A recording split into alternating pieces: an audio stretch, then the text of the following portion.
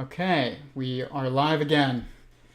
That was weird, but hopefully it is working now.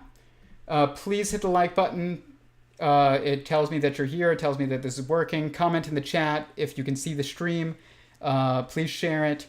We are going to be talking about Midjourney tonight. We're going to be messing with it live and creating all kinds of things. If there's something that you want to see that is live in Midjourney, then let me know. My wife is saying that it's working. Thank you. But there we go. So if you have an idea for a prompt that you want to see an image generated for live here on, on the stream, comment it in the chat. But we are going to talk about Midjourney and how Midjourney and AI systems like it are going to be impacting the future of not just the visual arts, but arts in general, and the kind of future of aesthetic human creativity. Because I think that I have an interesting perspective about this because I'm terrible at drawing and painting, like terrible. And I didn't think I would ever be good at any kind of art because I'm not good at music either. But then I discovered photography in college, and that was something that I had a knack for. I was very good at photography. I have been a professional photographer before, and it caused me to think a lot about what is art, because photography it's not the same as painting always. It is, capturing an image that already exists, but it's, in a way, we're going to talk about how that's not actually really true. But we'll look at some photography that I've done. We'll then try and replicate those images in Midjourney and see what we can even do about that. And we'll talk about whether or not Midjourney and things like it will empower people to be more artistic or less artistic. And I think this is a fascinating subject. We will eventually talk about ChatGPT as well.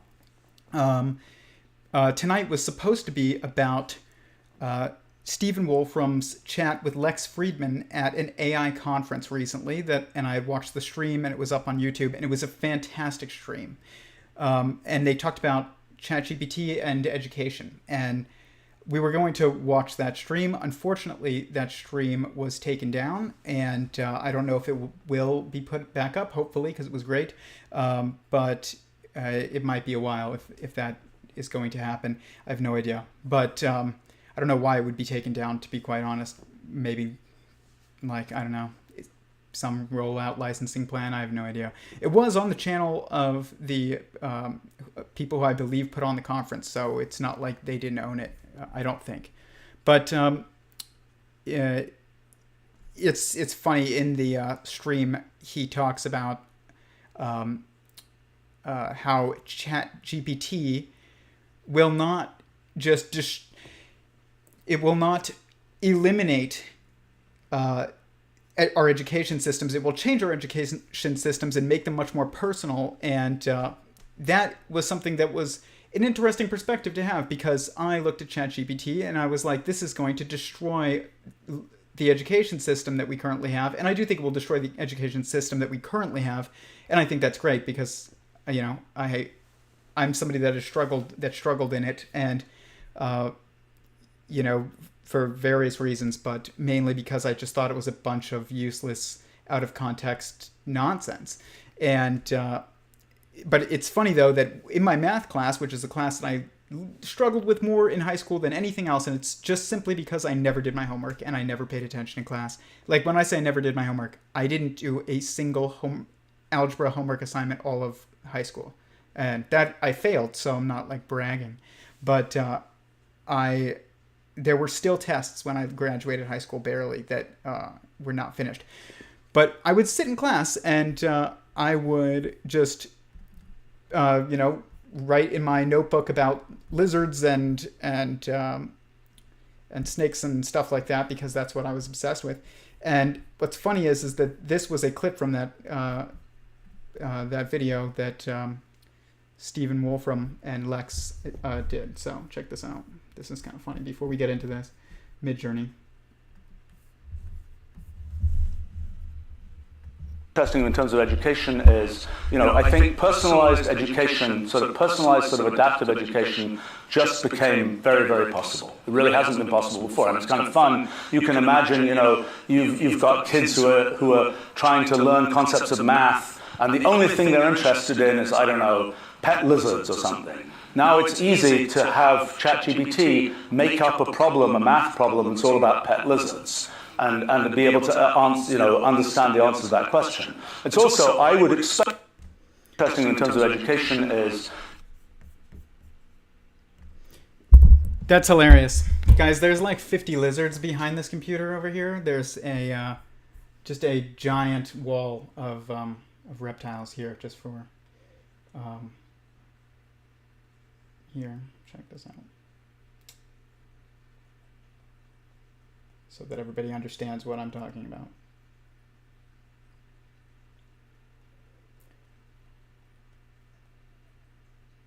This is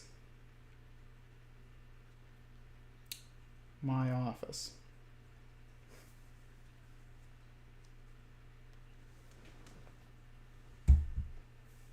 Maybe it will work. But, or we'll just do this. Here.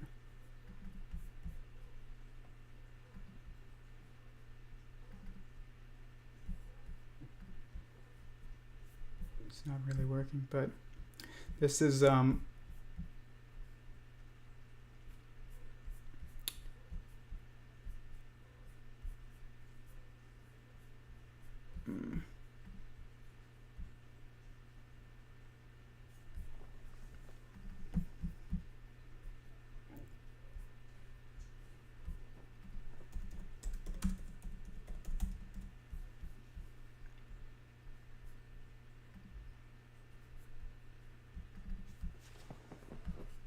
trying to find a good photo, but whatever. I will show you guys later, but I have like an entire wall of lizards over there, and I was obsessed with lizards as a kid, and I still am, and I spent my time literally just doing math regarding lizards because I was just planning cage building and things like that. I still do that. I built cages, and I've showed them on here a couple weeks ago, that I had to, figure out every bit of materials and dimensions and everything because they're completely custom. And that was, the math that I was doing in high school, while I should have maybe been learning algebra, but maybe not. And it was just an interesting thing to see Stephen Wolfram say that. It was like first of all, what are the odds? Probably 100% that is what he's talking about. But everybody thinks that ChatGPT is going to hinder human creativity, because what it's going to do is it's going to make it so that you can't BS essays and write stories as easily that hold up to to standing up out in the crowd. Basically, that's what I'm trying to say, is that everybody's being empowered now to write stories like that and essays like that, and we're going to have to change our approach to education. That is for another video. I'm not going to get into it today, but we're going to talk about art tonight, because art is going to follow, I think, a similar trend. It's these AI programs. I hate the term AI for these things. These programs are going to be empowering people, and they're not going to be destroying human creativity, I don't think. In fact, they're going to enable it. And so let's get into Midjourney. So just so you know my background with the visual arts, when I was in high school, I took an art class, and we had a bowl of fruit in the front of the table. And my art teacher said, draw or paint the art. And there was grapes there, and I'm just going circle, circle, circle, circle, circle with like a pen or pencil. And then we're going to paint it. And my art teacher comes up to me and she looks at my painting and she goes, Tyler, do those look like grapes or do those look like what you think grapes look like? And it kind of blew my mind, this question that she asked. It also kind of just made me realize how bad my art was, but it really got me thinking about, how we input information and then it, output information in various forms, whether that is visually, whether that is through speech, whether that is in an animated fashion, whether it's in static images, whether it's through music. And it's stuck with me ever since then. I will never forget that quote. It was probably one of the most profound quotes a teacher has ever said to me. And I didn't like her very much for it at the time, but it really did cause me to think about the mind, and it also continues to this day to get me to think about the mind. So in a way, it was quite inspiring, but not in the way that you would probably think. And I basically never took another art class after that, other than graphic design in high school. Later on, I was pretty good at that, but I didn't really think of that as art that much. And then in college, discovered photography. And for the first time in my life, I had a natural talent for art. And what's fascinating about that is that photography is very different in how your mind approaches it than drawing, fruit. But the reality is that it's really the same thing. It's just the coordination with your hands that is really the thing that's lacking in its necessity when it comes to photography. Because what's happening is you're looking at a bowl of fruit and you're trying to express it. And if you are thinking fruit, grapes, you're drawing grapes like what your mind thinks of as grapes, as like an emoji in your mind. It's the general image. It's not that image. You're like trying to draw what your mind has as an image saved in your head as grapes. It's the grapes emoji in your head, and you're trying to draw it. The people who are good at drawing and painting, they don't do that. They're missing the emoji to some degree, and or at least how they're thinking about it. They're bypassing that image that's the default image for thinking. And I've always been a very visual thinker, and that's probably why I have such a hard time with drawing and painting. And it's because I have an image in my mind for everything. But if you don't, then you're probably very good at drawing what you see. I'm not talking about somebody who could just make abstract art because they have a vision in their head about how they want it to look. That is somebody who is thinking visually with an image in their mind that isn't necessarily in front of them. But if you're drawing something or painting something that you're looking at, like a bowl of fruit, and you're going to shade it all nice, and you're going to color it in and make it look realistic, you almost have to not think about what you're drawing. And that's what the this art teacher in high school had told me was the trick to overcome what I had, a problem with. And it did work a little bit, I will say. Is that you have to not try and draw grapes, try and draw exactly what you're seeing, and don't think about what it is. And so one of the things that we had done is she took an image and she put it in front of us and she flipped it upside down and then had us draw it again. And instead of it being a bowl of fruit in the center of the table, it was like, let's just say it was an image of a bowl of fruit and it was flipped upside down. Or it was an image of,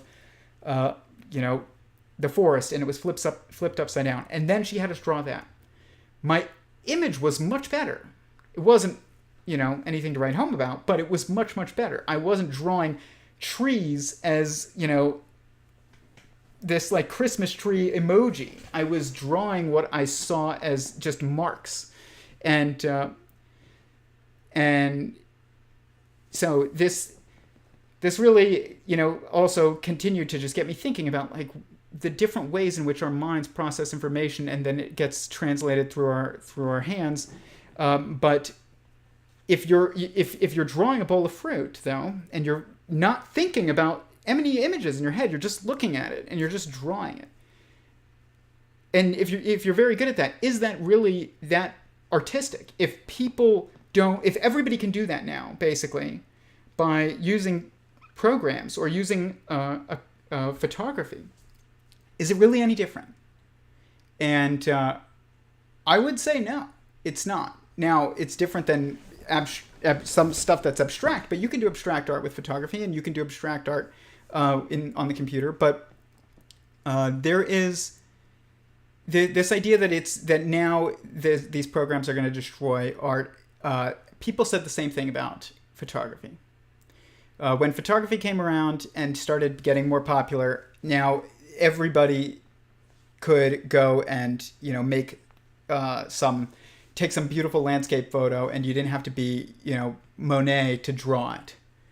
And I know that's probably a terrible example, but I'm not an art guy, so. But here, this is my photography.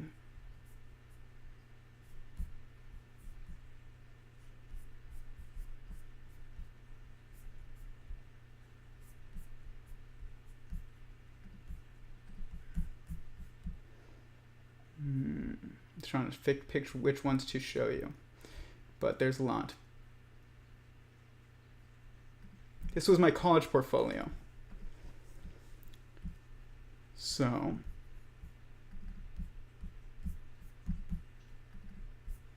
I'm pulling them up.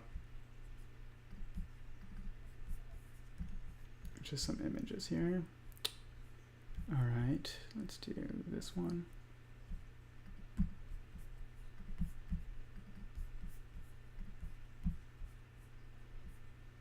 I think that's pretty good. Okay, so here. Here's just some photography. And then there's one that I want to add.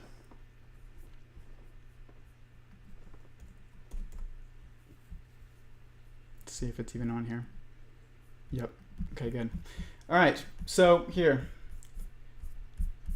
some photography that I have done. This was a guy standing in downtown Flagstaff. You might not like these photos, that's fine, but I'm just showing some examples of different types of art that is photography. I do a lot of wildlife photography. There's a pelican. There's a landscape. These are just very few images, but this one is an interesting one, because what this one is that's different than the others, other than the fact that one of those photos was not black and white in real life, which this immediately means that this is not exactly real. There is an added aesthetic change to it. This image does not exist in real life. It's not black and white. It was in color, because that's what the world that we live in, usually for us. This image also does not exist in real life. This image was taken at night, and with a long exposure, and it was a lot of flash was used all over the barn while I was taking a long exposure in order to get this image. So in real life, this was completely dark. So this image doesn't exist in real life. You can't go see it exactly like that somewhere. You can see that barn, but it doesn't. That image, that view was created.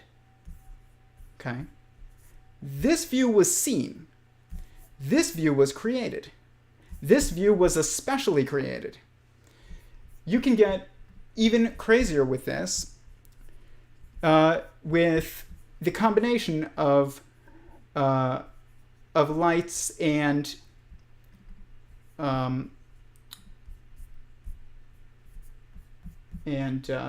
look at this, by the way. That's a real sunset. That actually existed. That was not edited. Isn't that amazing? Incredible. But this image didn't exist either. This was a long exposure at night and with a bunch of flash. It was basically pitch black when I took this photo. So it is a photo of something that does exist, but the image itself is non-existent. It was created. So photography doesn't have to be just capturing what does exist. You can do something that is actually creative. It is creating images that were not actually seen by the eye. Here, this is let me see, portfolio.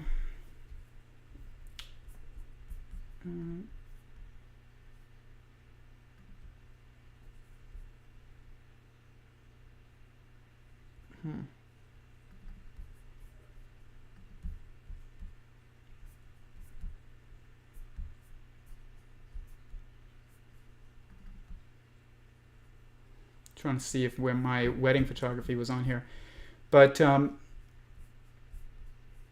not the ones of my wedding, but the ones of weddings that I photographed. But they're somewhere on there, but I'll find them later maybe. But that wedding photography is very documentarian. It's artistic in that you're capturing a view and you're like angling it the right way. You're capturing a moment and you're framing the image well, but it's not actually as creative as things like HDR photography and photography that ends up being edited even more so with Photoshop or something like that, which that's fine. But when Photoshop came out, everybody was like, this is the end of art. The traditional art of photography is over. People said that about digital. Then people said that about when digital editing software came around. And then people said that about when photography originally came around. My point is that every single time that the tools that we use to make art jump forward, we have people crying about how this is the end of art. And it's never been the end of art. It's been the expansion of art. I would never be able to practice any kind of visual art hobbies, or professionally even. I was a wedding photographer, that sustained me for almost 2 years. That would not be possible without the creation of photography. And these tools are very empowering, but they have to be, figured out, and we have to use them the right way. So let's look at Midjourney. I've been messing with Midjourney a lot, and here are some of the things that I have made so far, and we're going to make all kinds of things. You can make all kinds of things in Midjourney. And you can control how realistic it looks versus how animated it looks. So I did snakes, and technology. And this is the same exact prompt, but with hyper-realistic added. And so what's interesting is that this is a photo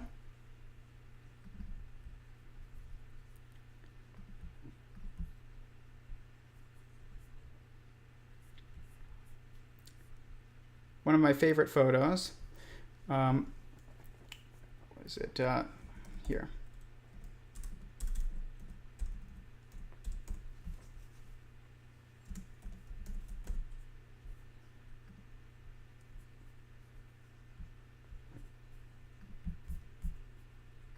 Right here, yeah. This is a photo. Okay, cannot be found. That's great. Guys, I do apologize for, here we go, I found it. Some of the issues finding things. It is, a new computer, and things have been moved over that were, originally in different spots on my other computer. So it has been a bit difficult, but here, where is it?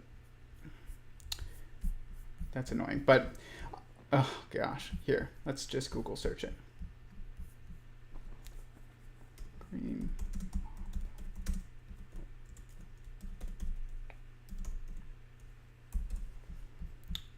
Let's see if we can find that picture that I'm looking for. Nope. Okay, well, I'll find it later.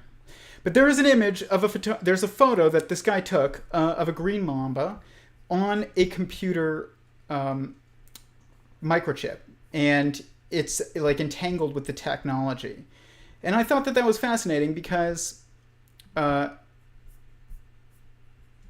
you have this image that's been captured. You could paint that, or you could take the actual photo, very dangerous, in this case, very dangerous snake, or you could make it in Midjourney.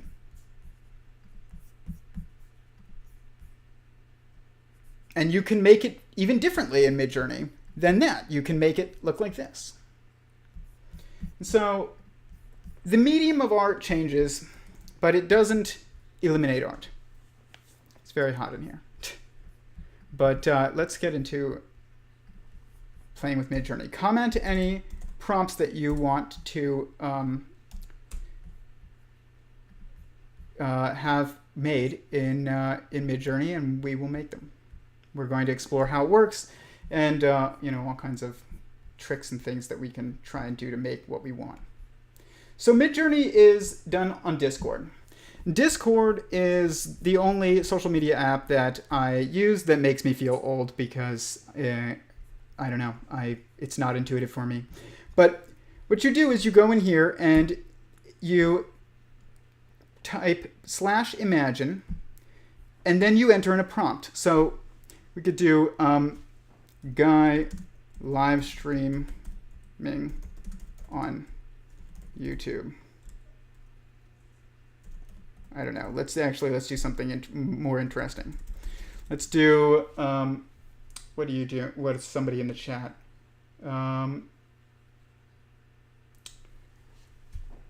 Let's say Tom Cruise riding a T-Rex. Did that not work?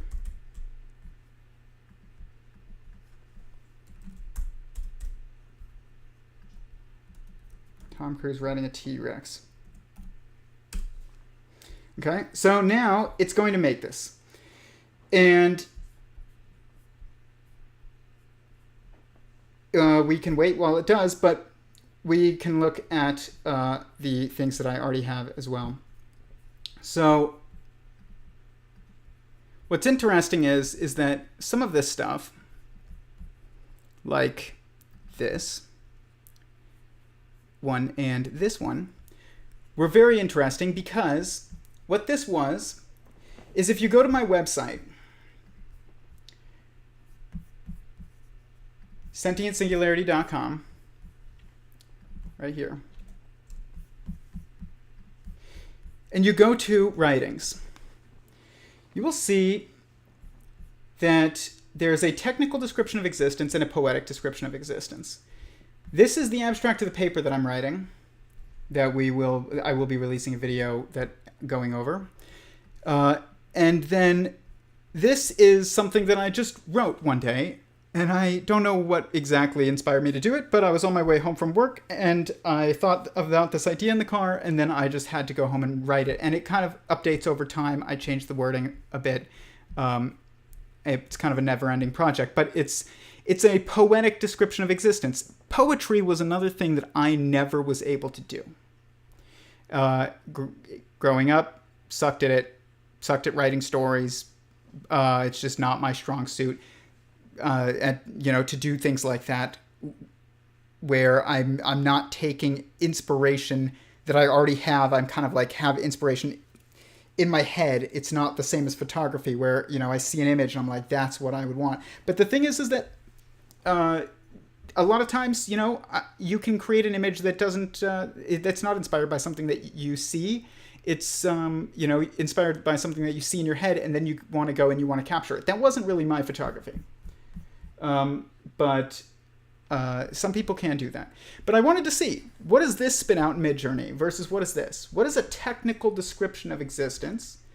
Something like, sentient singularity theory can be understood to imply that everything that exists is part of a single universal sentient being that is producing an infinitely number of other sentient beings within itself. These additional singularities of sentience or self-aware beings are arranged into a nested quasi-periodic fractal pattern of stacked holonic structures. How is that different from this? And what's interesting is that this was what came out when I entered in my poetic description of existence, and this is what came out when I entered in my technical description of existence. And what's really interesting about this is that both of them have the same basic image. It's basically this circular consciousness representation with a human in the center, and this symmetry around them, and then they have a bunch of designs and geometry. This one's very colorful, the one that's using the poetic description of existence. It's kind of beautiful in what it's trying to convey. But this one is different. This one is labeled, and it looks like it's technological, and it looks like it's a computer program model of I don't know, like a hypergraph or something back here. This does not. This is like a Buddhist mandala, or like a Native American God's eye, or some piece of art. And this one is not. Even though what's interesting is that they're almost the same. This one looks technical, not as artistic, and this one looks more artistic, not as technical. So there's something about this program that does allow you to kind of convey different, the same message in a different ways, which is what these two things are. This is conveying the same message as this, but one of them is poetic and the other one is technical. So I thought that was fascinating. But like I said, comment in the chat anything that you want to see, but let's check in to see what we made. Whoa. Let's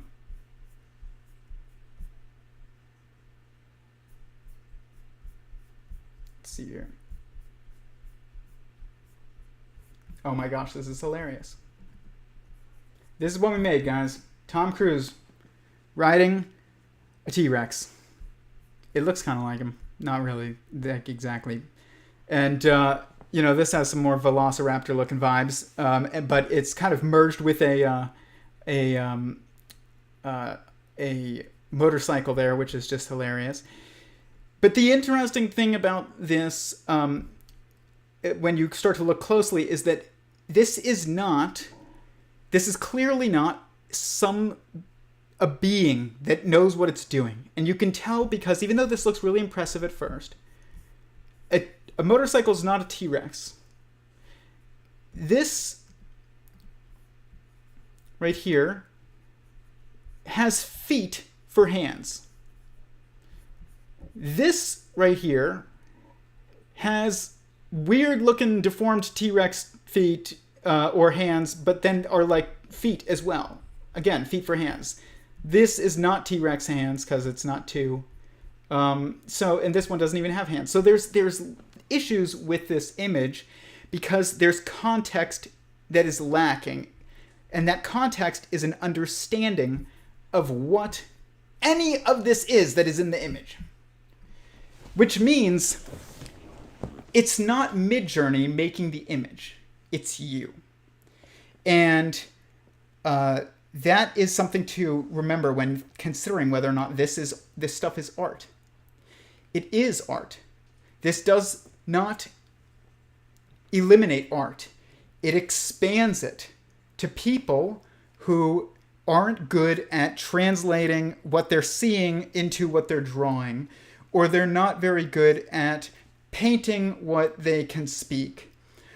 And you can even take an image and you can translate it in Midjourney into text, into a prompt. But it's expanding the possibilities of approaches to generating images artistically and maybe more technically in the future, to a wider range of people.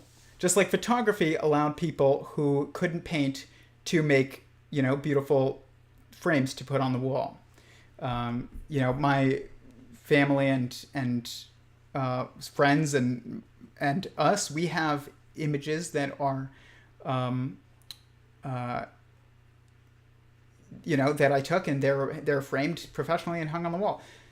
You could never do that with a painting that I made. But this is very similar to what Stephen Wolfram is saying, though, with ChatGPT and education. It's like everyone can learn math now, because we can change and customize and personalize the different approaches to doing learning mathematics or generating an image, whether that is some abstract weird image of Tom Cruise or whether or not that is an image of a landscape that would not be unnatural, like a zebra in a field or something like that. And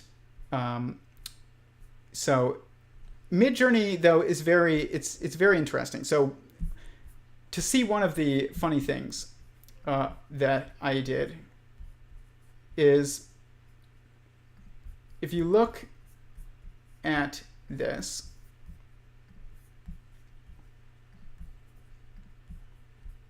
right here, this is my,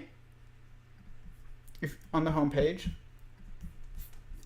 visual model, I guess, and also mathematical model. It's calculating. It's a meta-mathematical model of sentient singularity theory. And this is something that I did not try and make beautiful, but it just is. It is the most beautiful, representation of a theory of everything that I've ever seen. It just is. And, Garrett Lisi shows E8 and kind of has this E8 theory, and that is a beautiful thing. And I think that it's highly related to this. This might even be almost the same structure and just to represent it differently. But this is also just a beautiful image, but it's not made to be beautiful by me. It was just ended up being so. But so this isn't art, even though it is very.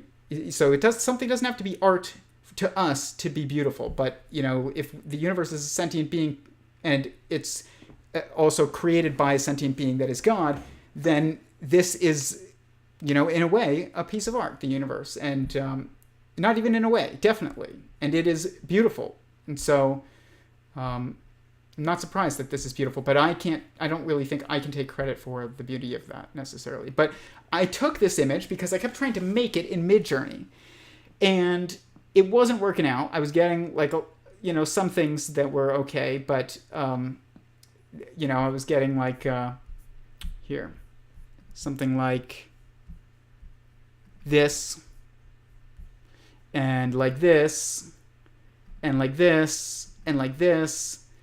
And I was trying all these different ways of, that's serpent technology, of getting, this image of the universe. And these are the various things that it came back with. Very cool. But then I just took this image right here, and I put it into Midjourney, and I reversed it so that it now gives me the prompt that is generated by looking at this image. And then I took that prompt and put it back into Midjourney. Okay? So I took this image, put it into Midjourney, told it to tell me the text that represents this image. It gave me a ton of stuff, and I took that text and I put it back into Midjourney. And this is what I got. Hilarious. Because in some ways, it's very similar to what we're looking at. And in other ways, it's totally not. We have this stacked graph of, rainbow-colored graph. And then for some reason, Midjourney looked at this, obviously because of the black and white stripes, and thought, that is a zebra. And so it put a zebra in every single one of these pictures, which is absolutely hilarious. And but it shows that there's no understanding of what a zebra is, and there's no understanding of what this is. I'm not surprised that there's no understanding of what this is, but deeply, but what it should, kind of, you would expect is to understand that this is just a graph and that there isn't a zebra there. And it does understand that there's a graph, but it doesn't understand that there's no zebra. So as powerful as these programs are, they still lack the thing that makes you able to make sense of the world. And that is context.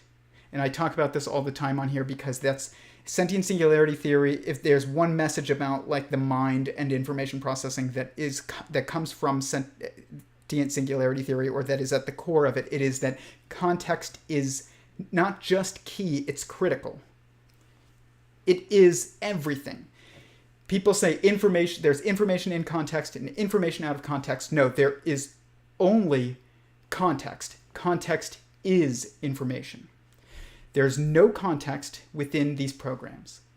Even if they can train themselves on everything that's out there, there's so much concern right now. There was like a big, letter that was recently written by 16,000 people signing it. If 16,000 people have to sign a letter, and I know everybody's like, this is a monumental moment in history. First of all, it's not going to do anything. Nobody is stopping AI research because of this letter that 16,000 people, 20,000 people sign.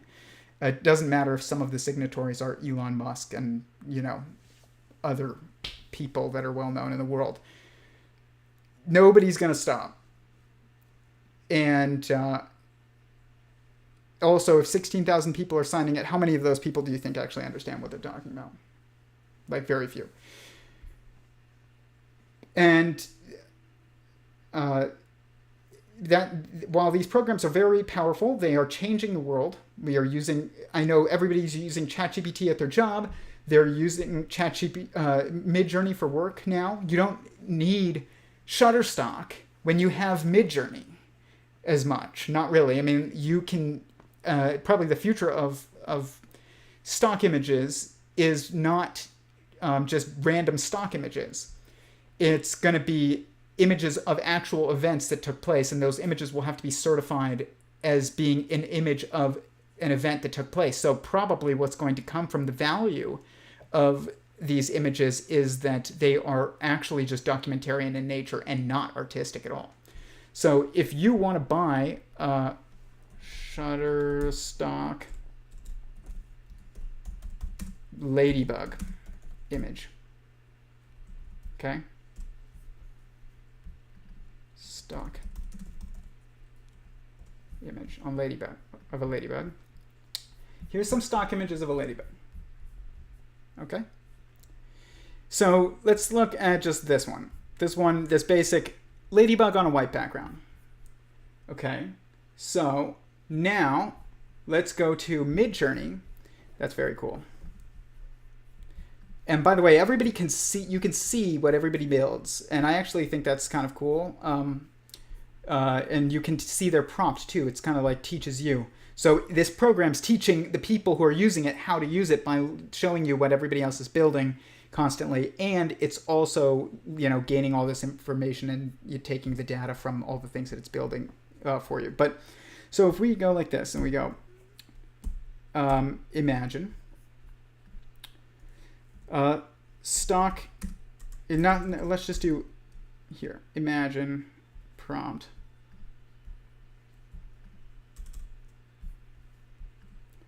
Ladybug on a white background. Okay, now it's going to build this, and it says waiting. You'll see that it takes some time, to build like this right here. So it's generating, it says this is at 15%. This one's at 15% now. This is ours right here. It's at 0%. Now 15%.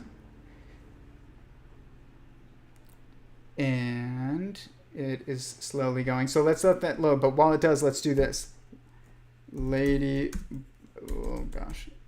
Imagine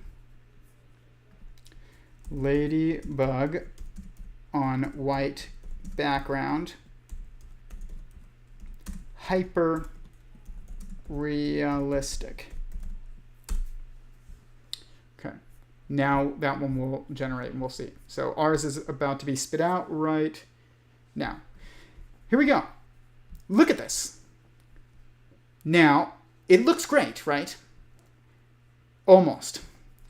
There's issues with this because it lacks context. You can see here that the carapace of the ladybug is flipped backwards, where the legs are facing this way, the wings are facing this way, but the head is at the ass. Okay? So this looks pretty good. I don't see any issues with this, actually. There's some issues in the face. That might not be the what a ladybug's like mouth looks like, because this one looks different. This one looks pretty good. This one looks pretty good. They all are, there's like dimples in some and not in others, and they all kind of do look hyper-realistic already, so we will see if like the hyper-realistic one looks much different, but ooh, that's cool. Okay, so here. Actually, it looks like this is less hyper-realistic than the other one. So there is actually some issues. It's like overcompensating. But what's interesting is, once again, we get different kind of shaped heads. This is wrong.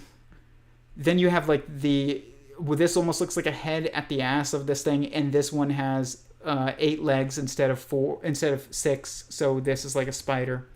It's like a 2-headed spider. It has like a head here and a head here and like 8 legs.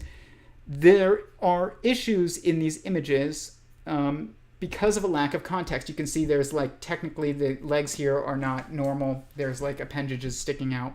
This ladybug has 8 legs instead of 6. This one has 6 instead of, and it's also just like, looks like a painting. So there's all kinds of different issues with these images, but you can guide them. You don't just do this. What you do is, now you take this image, and let's say we like this one.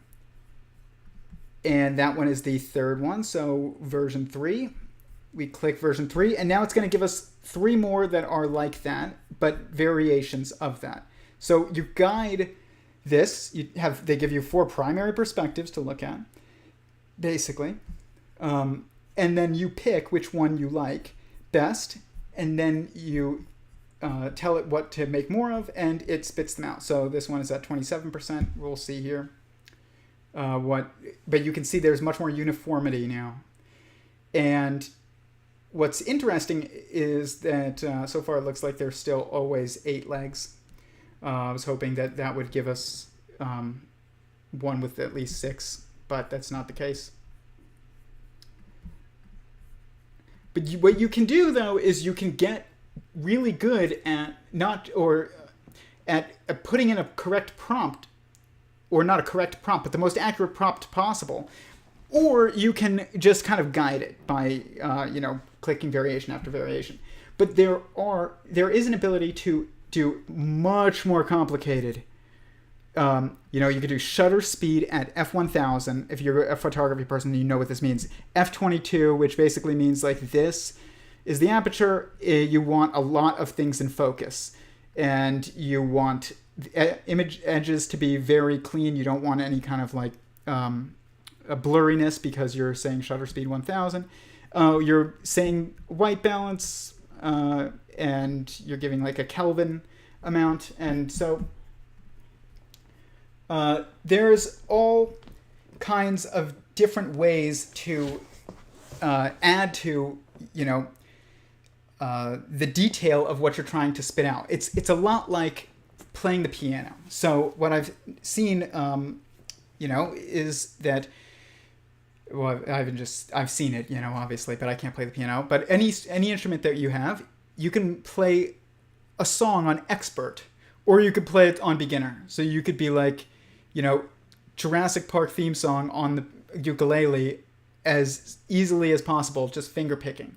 Or you could add in all these different like motions and you can double up on the notes and do all kinds of things. And it'll still be the same song, but it'll be much more detailed and different and things like that. You could do Jurassic Park as a metal song, on guitar. So there's all these different things that you can do to change what it is that you're making. That's true also with Midjourney. So let's say we wanted a ladybug.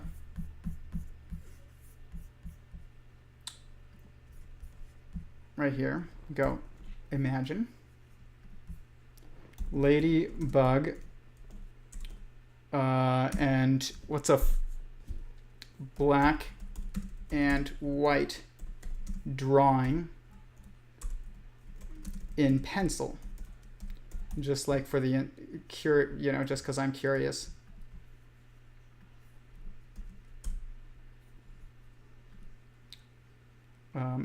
Imagine. Let's just see if the order here changes this. So we could do drawing of a ladybug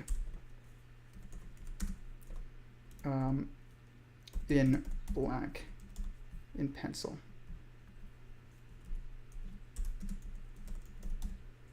Black and white.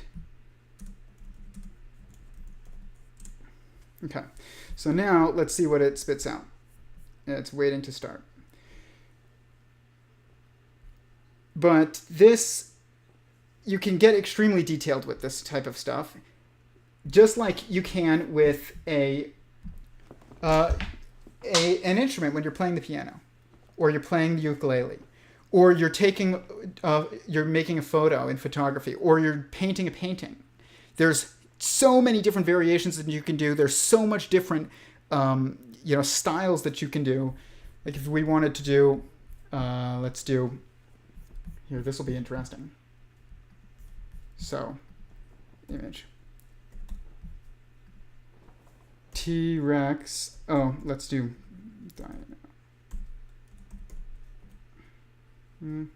Is that how you spell dinosaur? I think so. That's just. I don't know, actually. I'm terrible at this. T-Rex. With.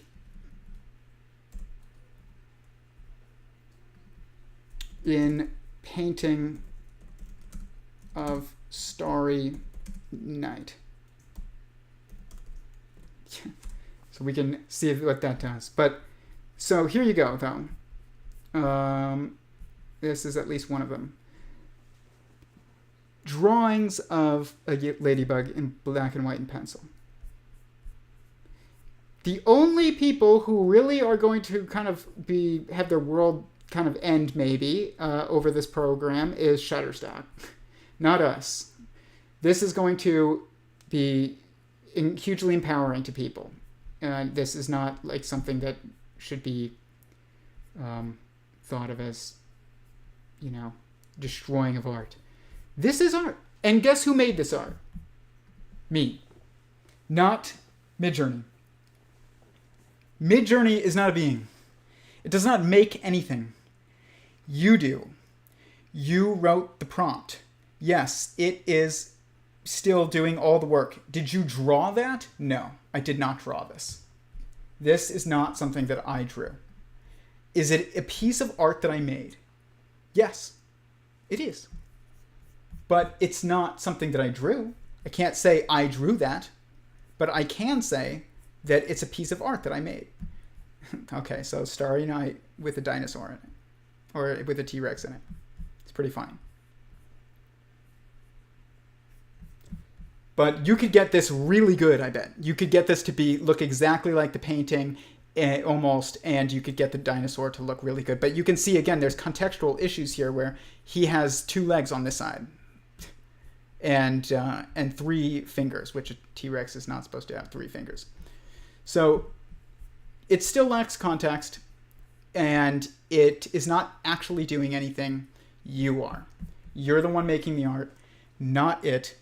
And it is just making it's putting the image together in a way, but it's you who's making it. Like, it's generative, but it's not taking out the human being. And you can't. It's interesting. In that AI talk that I was going to do, my commentary on tonight, so I was literally thrown off right before the stream, guys. I pulled up,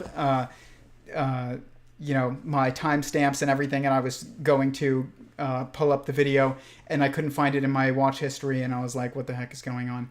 And then I realized that it was taken down, so that's why we had to do kind of a sporadic stream. But we used to do this type of stuff more, and it's nice to do it, but and we're going to do it more as we explore this stuff, and I will have a better sense of navigating my computer if I need to pull anything up in the future. So I do apologize for when I'm like looking for things in this stream and then not finding it. But like I said, it's a new computer. Everything was just transferred over, so that's what's happening. But this program is tons of fun. Highly recommend that you mess with it. We're gonna mess with it with whatever people put in the chat, though. So let's see. I think the transduction of truth and the ultimate meaning of art, cognitive perceptual intersect of meaning, and lots of artists might offshore their cognition for optimization without a true toe. I'm not exactly sure what you're saying here. Transduction of truth and the ultimate meaning of art, cognitive perceptual intersect of meaning of a lot of artists might offshore. I don't know exactly what you're meaning. To make sense of the overall reality and sense making from aspects of cognition, including intentional aspects of partitioned distributed cognition between the population of humans of inclusion. Okay, I think what you mean is basically like this is going to allow us to take advantage of other people's skills, not in a bad way. I mean, like you're saying it's going to allow artists to offshore their cognition. I don't know if you mean that in like a positive sense in that much they're giving up their creativity and their own thinking, or if you're saying that they're distributing their talents. Not exactly sure, but you can comment in the chat. I think both of those will happen though. One of but to some degree, here's the thing though. People say things like, okay, for instance, the original plan for this week for the stream went through 2 iterations. For those of you who have been with us, and this is, why this was kind of, like I said, just kind of sporadic. My first idea was I wanted to go over a talk that Michio Kaku did with someone on YouTube. The same day that his interview with Joe Rogan came out, he did a really good talk with somebody else on YouTube. I forgot the guy's name. And I was listening to it, and there were things that were said that were just very frustrating by Michio Kaku. There were things that were great. I grew up watching that guy and, him do the, Life in 50 Years and all these documentaries and things on string theory and physics on Discovery Channel, and I loved it. I would literally wait and like plan and I knew the time that the documentary that he was putting out on, like, I remember just Life in 50 Years was the one I really liked. When it was coming out later that week, and I would like wait, days. This was before streaming and stuff. This was like where you had to watch TV live to see it. He was very cool to listen to. I don't have any problem with him, but he's very wrong on some things. When it comes to AI, he was saying things like AGI.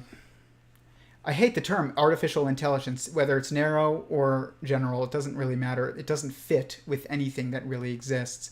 But maybe it fits with like narrow AI, like Midjourney. But it's imitative intelligence, but we shouldn't even be thinking about it like that, because we shouldn't even be calling it intelligence.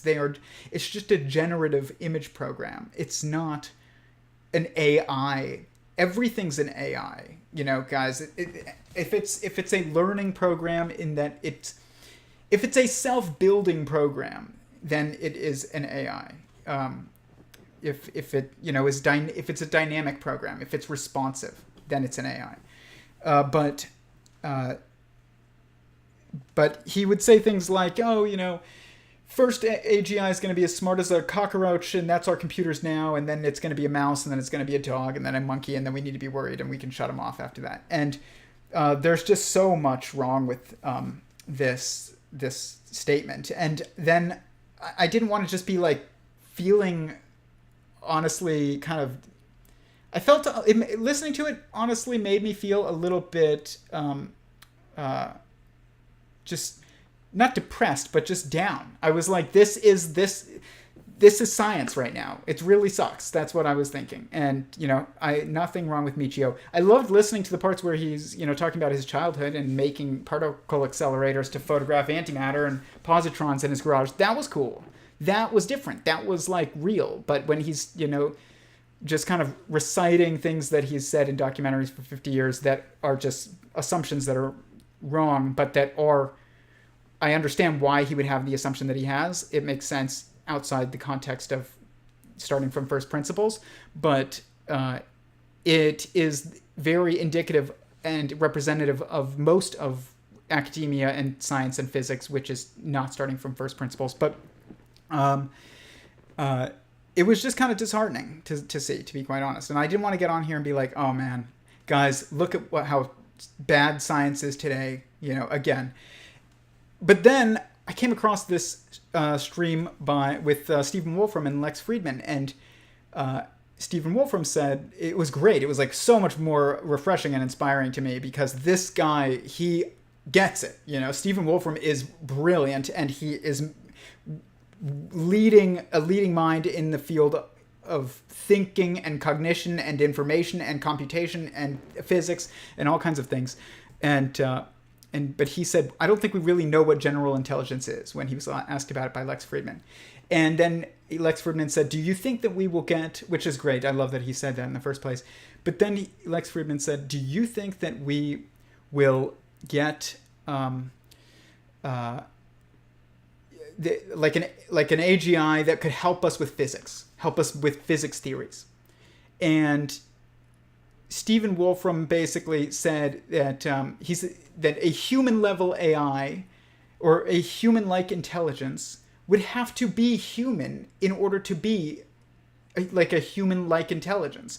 He's like, I don't really know what it means to be human level, but if you're going to be a human-like intelligence, then you're going to need to have all these different aspects to it that are important. Like, you're going to need to have a body, you're going to need to have a finite lifespan, you're going to need to walk around and have eyes and ears and hands and opposable thumbs, and not as much hair as a gorilla. Like, there's all kinds of things that go into the human experience and how we process the world.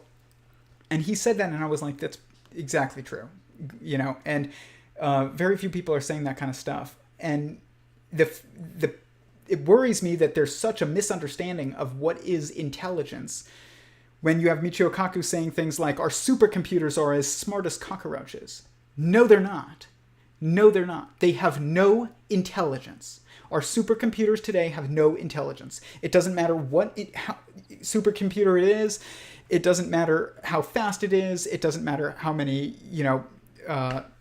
cores it has. I don't know, whatever, like different things that you can add to a computer, RAM and memory and access to the internet. There's nothing that you can add to that will just make it intelligent at all. A cockroach is smarter than every single computer that human beings have ever made put together in computational power. It's not about computational power, smartness. Intelligence is not about computational power. It is about context and the ability to make sense of the world and orient yourself in the world and to contextualize the world. You can't do that if you're a computer. You have no will either. You need to have will in order to be smart or intelligent at all. So the reason why we think that intelligence is about computational power and is because we have this thing called IQ, which measures your general processing ability of information cognitively, I guess you could say, in many ways. But it's kind of like abstract information processing. But that's not even close to the totality of what different aspects of information processing go into making a competent person. There's different ways of, being intelligent, but But because we do see something very true with IQ, which is that there is some relativistic aspect to information processing, where at least in the context of observing it in space-time, which I think you'd have to actually observe it in space-time to see this, even because you need time to see when somebody's slow at thinking. If two people are thinking about the same question and they both get the same answer, but one of them gets it faster, if time doesn't exist, then there is no perception of difference between those two people. But if time exists, then one of them could get it, the answer faster than the other. But what goes into why that's the case is vast. But because we call this intelligence quotient, it's like your metric of intelligence, we think of processing power as intelligence. But that's not true. Intelligence, it must be one of two things. It's either a relativistic metric that measures your processing speed, essentially, or capacity, or its intelligence is when something has intelligence. It means it has any ability to think or to process information and contextualize itself and the world. Because it needs to be able to contextualize itself in order to contextualize the world. So it must be self-aware. And anything that isn't self-aware, and sentient, meaning feeling, because feeling is how you orient information in the world around yourself, which is how you form the world. Like, you cannot have any kind of intelligence without having a sense of self, which comes from feelings. It's what allows you to know that this is separate from you. If I punch this chair, I'm not going to feel it, so I know that this is not me. And so, like, you can process information like that. Midjourney, ChatGPT, any of these other video ones that they have, like making Will Smith eating spaghetti or whatever, like, is going on out there, they're gonna get really, really good. They're already getting really, really good, guys, but they're not smart. And they will never be smart. Now, they can get optimized, but the intelligence that causes you to make an image like this better and better and better, and make sure that you get the correct number of toes, and you get the correct number of legs, and that there isn't, some head coming out of the ass of this ladybug over here, and that there's 6 legs instead of 8. All of that must be sorted out intelligently by an intelligence, and that intelligence is us. So while these tools can be tools for physics, and they can be tools for art, and they can be tools for writing essays and for education, like with ChatGPT, or you can write email to a client and you can just say, hey, Siri, write an email to my client telling them that I have that I want to pitch to them that painting on the wall over there, and and explain its beauty or something like that. And like, it will be able to look, if there's like a camera, at whatever's over there physically, interpret that information into text and send an email, and write it in a way that's like sending an email. But you're going to have to proofread it, because it's very easy for some context to be lost that is important. And as these programs get better and better and less likely to make mistakes, like putting a head at the end of a ladybug's ass, it's not that Midjourney is getting a sense of what a ladybug is. It's that people are letting the program know which one is an accurate ladybug. People say, okay, ladybug with 6 legs. You specify it now. And you say, ladybug with, shiny skin and shiny carapace, whatever it is, 2 antennas and 2 mandibles or whatever. Like, you can get really hyper specific with an image and it will generate it, but it's you who is making it. It's not the Midjourney. It's you. Now, the difference between these cloud programs like Midjourney, where everybody's images are feeding it information and it's learning, quote unquote, it's not learning, it's optimizing, which is learning, if it's being done by a sentient being, but it's not learning if it's not being done by a sentient being. It, in combination with us, is learning. It's us that's learning with Midjourney, but it's not learning anything. It still doesn't know what a ladybug is any better now than it did on its first day of rollout. And in 10 years, it will still not know what a ladybug is any better than on its first day of rollout. But the ladybug generated is probably going to look a lot better and be more realistic and detailed in 5 years, or even 2 years. 10 years sounds far away. Give it 2 years compared to when it first rolled out, because we are learning how to do this chat Midjourney more accurately, how to write the prompt properly to get what we want, and what to include, what to specify, what not to specify. And it's also learning which ones people like. It's not learning, it is optimizing. And the people who are making Midjourney are learning what programs gave people the images that they wanted the most. And so the people writing Midjourney are learning, but the program is not. And because of this, it's still just a tool. It does allow for art. It changes the world. I'm not downplaying the importance of these programs in terms of it impacting our daily life. It is never going to be the same. Life is never going to be the same. You never need to buy a $75 image on Shutterstock ever again. But it's not going to know what a ladybug is. And so when Lex Friedman or Brian Keating, I'm fans of both of them. Brian Keating is a friend of mine. But when they ask, these people, can we use physics, an AI to do physics for us, they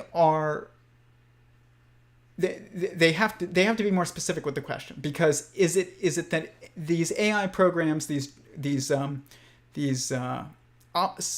dynamically optimizing programs, are they as tools going to help enable us to do new things that are cool and learn physics and help us understand physics better? Or are they asking, is it going to be able to understand physics and just tell us the theories? And that will not ever be able to do that. And a technological sentience, which is what most people call an AGI, will arise in the network, and that will be able to do it. But not ChatGPT, not Midjourney, not Physics Journey, or whatever comes out, Math Journey, or anything that helps you generate math equations. But ChatGPT can do this already, so you don't really need a math-specific one. But what's interesting is that Brian Keating was right when he said this. He said that Einstein said the greatest moment of his life was when he imagined himself basically floating in zero gravity. And he said it just was awesome. Like, you're flying. I mean, who doesn't want to fly? And then Brian Keating said that physics, if you're going to do physics, you need to have that experience of, like, the context of what does it mean to float? Well, first you need to know what it means not to float. And you need to know what it feels like for gravity to be pushing on you and things like that. You can't have...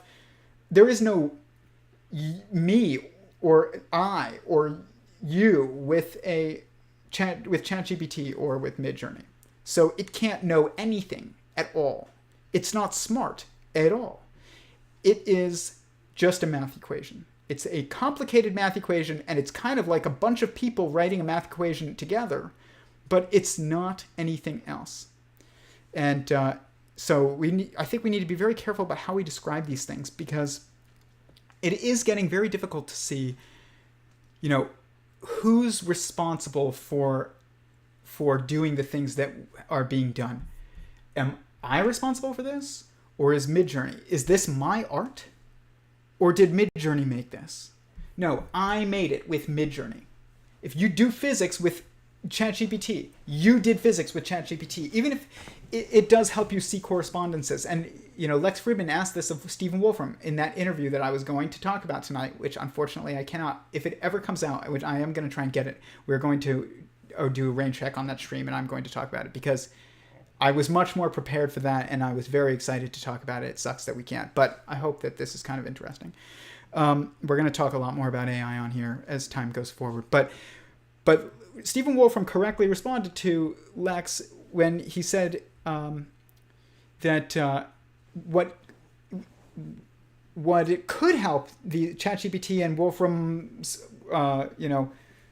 Wolfram Alpha, maybe even, or Midjourney and these programs like this. I don't know exactly if Wolfram Alpha is like that, similar to this. We're going to do a stream on it eventually, but I need to do more research on it.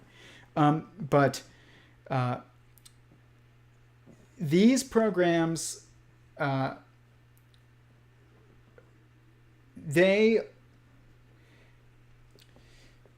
are they're going to be able to potentially show correspondences, is what he said. I was trying to remember exactly what he said. But and notice correspondences in patterns that we can't. And this is kind of going to circle back with one of my original stories in the stream. It's interesting how somehow order comes together in most of these. But as rambly and convoluted as they can get sometimes. And then, ChatGPT might be able to notice that there's a pattern in this physics equation over here that is also a pattern present in this chemistry equation. That's also a pattern, or in this chemistry model of chemistry or molecules or whatever, that's also present in this musical song, in this, song that is a collection of musical notes over here. And it'll be like that song and that molecule and that equation are all the same thing to it, because it will notice the pattern that transcends the context that we have, that's actually separating us from looking at all of these things.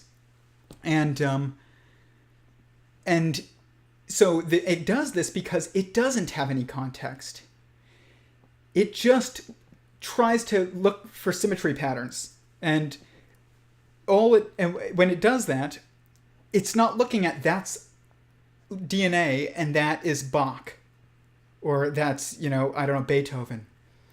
It's just like those two patterns look the same or look similar. They look like they're the same pattern. This is amazing because this almost allows for us to transcend and the current limits of our perceptions in the fields that we have that are divided. So I actually made this image in Midjourney. This is Babylon. And Babylon is where we are now.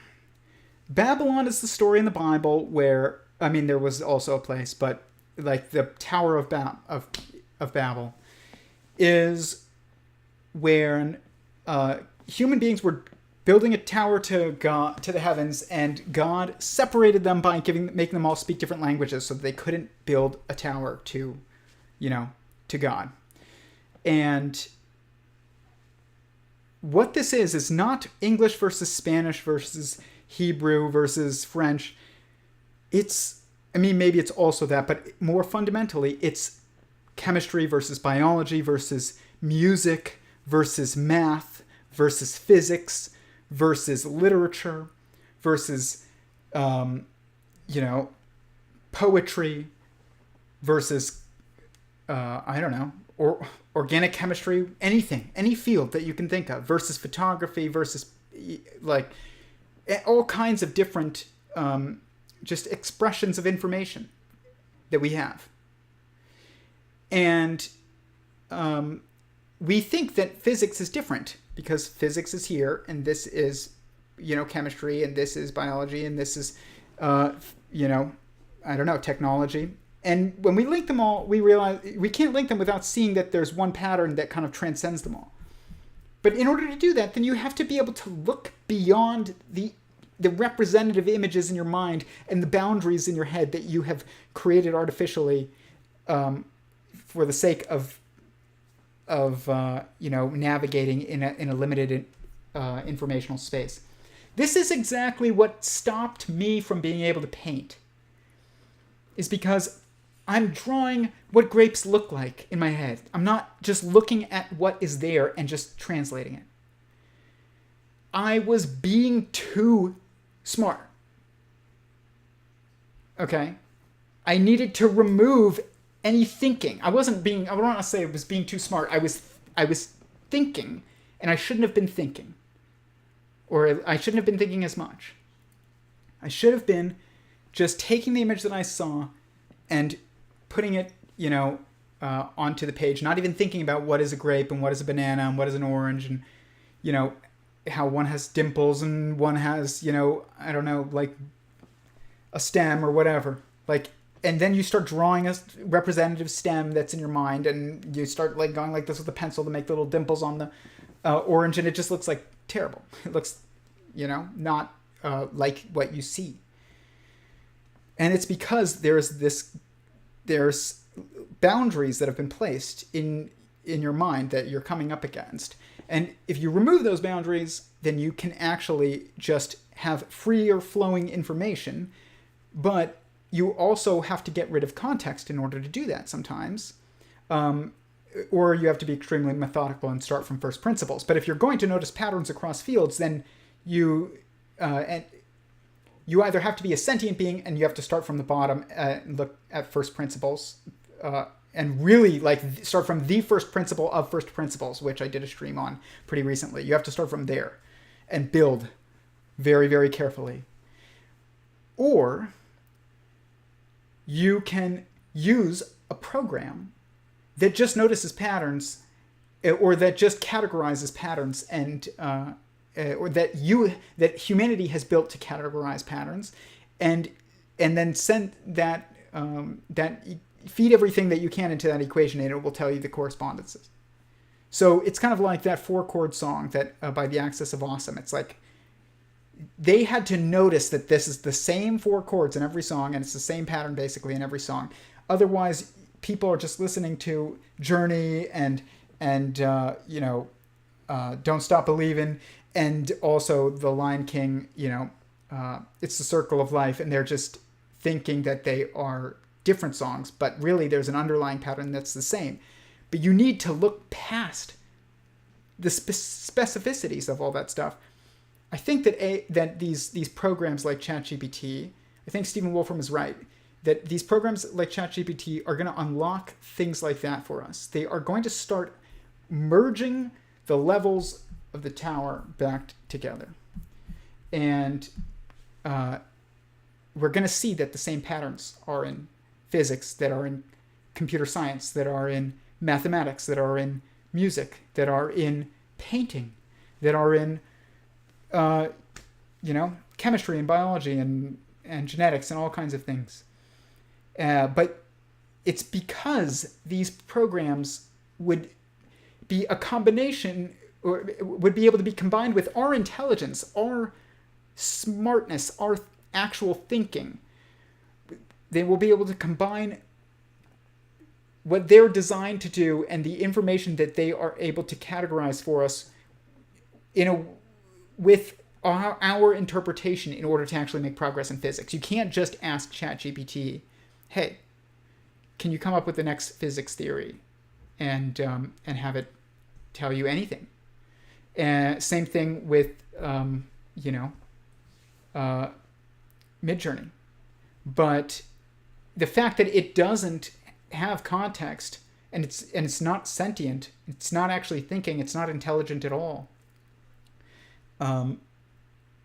allows for it to unlock new abilities for us. But we have to notice those correspondences and those transcendent patterns, or else it's useless. There is no information if there is no there is no one being informed. There is the informee, the person who is, who is actually interpreting the information. Midjourney's not interpreting anything. It's not doing anything. It's just generating according to an equation. And that equation, what's different about that equation versus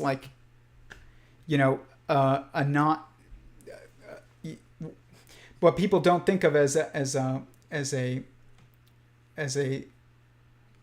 AI program, is that it's dynamic. because we're dynamic. Sentient beings are dynamic. They're moving, they're changing, they're thinking, they're interpreting, they're perceiving. And we are connected to Midjourney, and it's being updated and changed in real time as we update and change it. Same thing with ChatGPT. It's training on the internet, so is Midjourney, and we are changing the internet and making it into a dynamic structure. That's what makes it able to even change. If humans disappear, there is no self-learning algorithm. There is no optimization that it can do. It will just perceive all the information that it has, and that's it. And there will be no one. If you just left it at that, and you never gave it any more information, and you didn't have it learn every time that you had it generate an image, you just took the image that it generated, and there wasn't information fed back into the system over by you, whether or not that was what you wanted it to spit out, then it's not going to be dynamic. It's just as static as 2 + 2 = 4. It's the same exact thing. It's just more complicated, but it's hooked up to us, and we're dynamic, and we are intelligent, and we are have will, and so it's not Midjourney that is the one who's trying to make the Tower of Babel. It's me. I'm the one with the motive, with the will that pushes Midjourney, not Midjourney is doing something on its own. It's not. And we have to really probably restructure our language about how we discuss this stuff. To even say Midjourney made this image or something is wrong.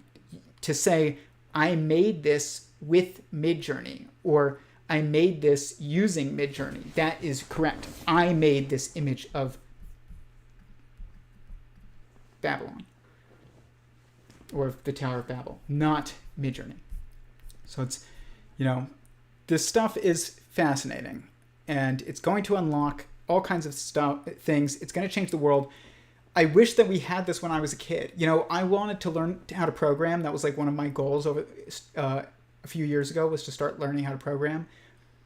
And I realized, and then it was cool to hear Stephen Wolfram talk about this as well, but I agree with him, and I did think about this, especially after messing with Midjourney and ChatGPT a bit, is that I will be able to do all the things that I need to, probably with a basic understanding of how coding works, in order to fix issues that have been, made by a lack of context of a program that I'm using to write things. You don't need to be very good at painting to make a painting of a ladybug. But you just need to know what is a good painting of a ladybug and why one would be wrong or bad if it popped out of Midjourney. Or an image that looks like a painting. It's not a painting. So that's the thing too. That's what I mean by the language is so important. I can't say that this right here, when we say things like, where is the ladybug? Drawing. Here. Like here. When we say things like, this is a drawing of a ladybug, that's wrong. If we're like, this is a painting of a ladybug, kind of, that's wrong. If we're like, this is a photo of a ladybug, it's wrong. They're representations of a painting and drawing and photo, but they're none of these things. None of it. It's a totally different form of art. We don't even have a name for it yet. We say it's image generation, but we don't have a term that's instead of saying painting, it's like what is this? We don't even know. We don't even have a word for it. You'd have to be like what would a word be for it? It'd be like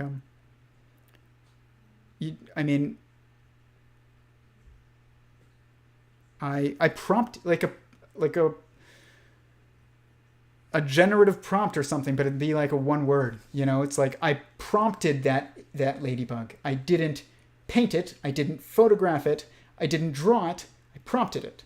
We need that kind of new language even to start recognizing this as art.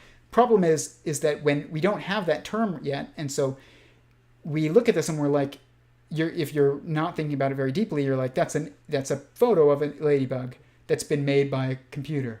That's a painting of a ladybug that's been made by a computer, or that's a drawing of a ladybug that's been made by a computer. But no, it's none of these things.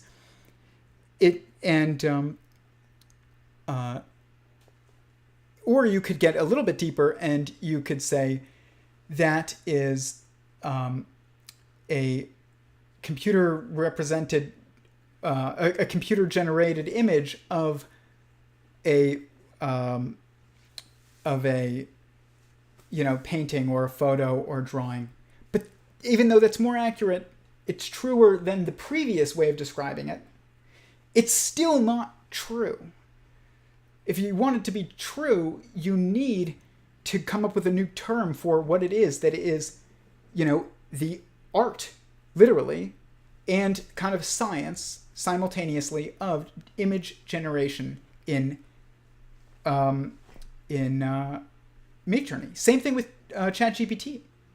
You could maybe use it to write. I mean, it's a little different with ChatGPT because it's just a bit different, but it's not. It doesn't have to be. Like, you can use it to write a poem, but it's so much easier for a program like that to generate something that that's not breaking rules, like having 6 toes, or having a head at your ass, or having 8 legs on the ladybug instead of 6, or having 3 legs on a T-Rex or something, or having legs for arms. Like, it's very easy on an image for us to see that something is off in the context, but if something's following the rules of grammar, and then it's very easy to just generate something that follows the rules of grammar, like on ChatGPT. So we might say that's not what I wanted it to make. It's not very good. It's not, it's not the story that I wanted to tell.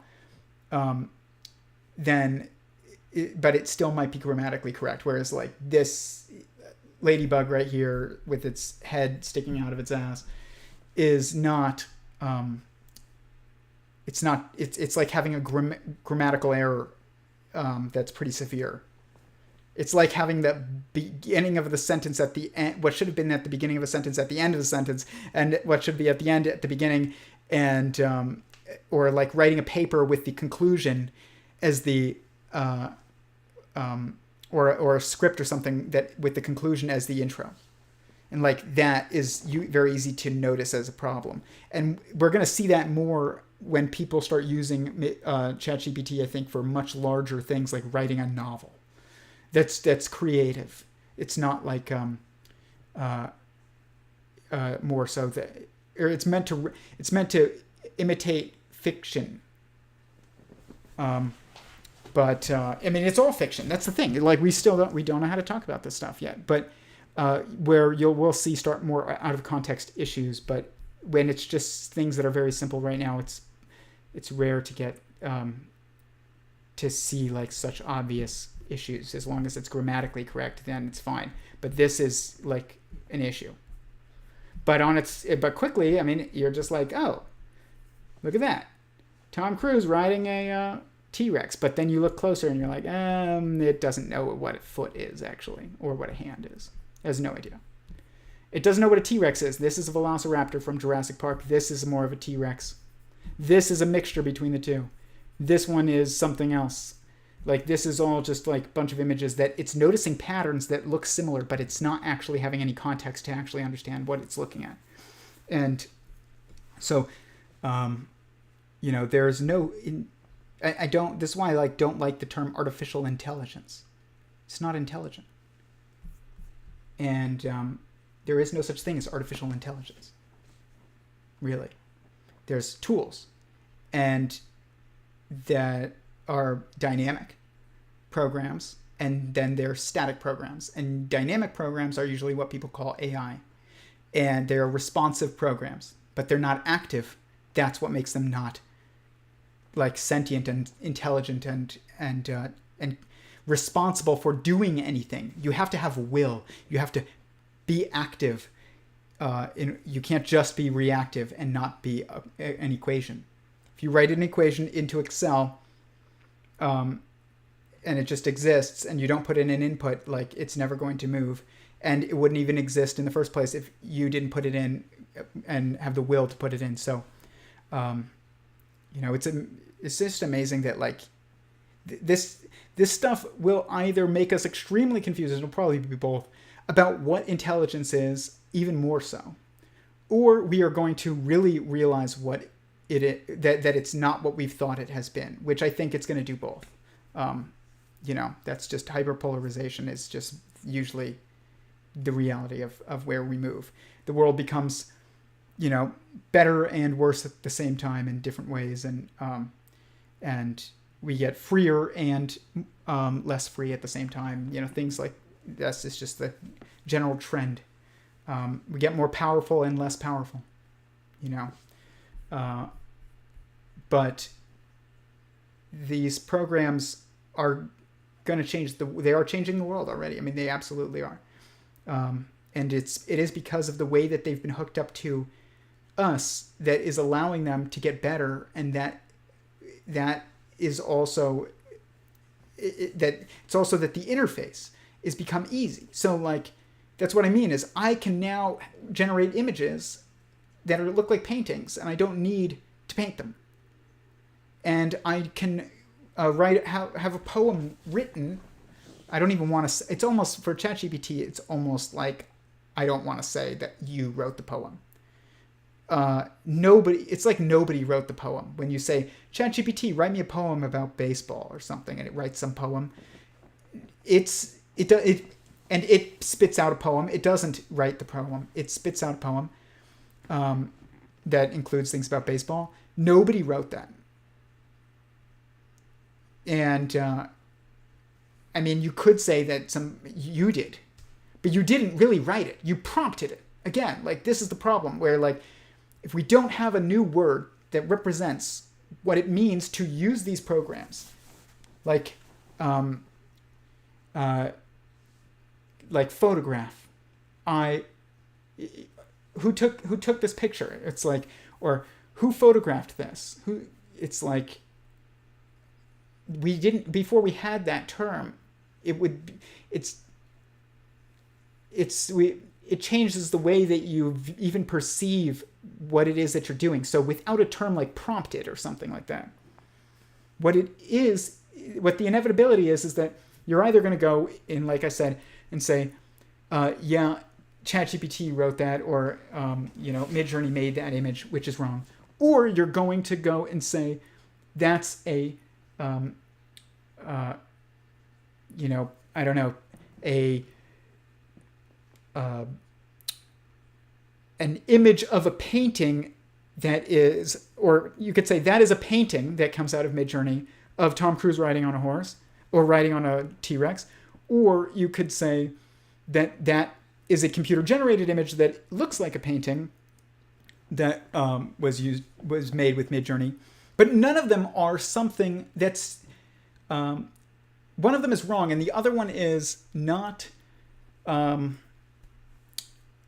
it's not wrong, but it's implying that it's not something that you're doing. You're just making an image that looks like a photo.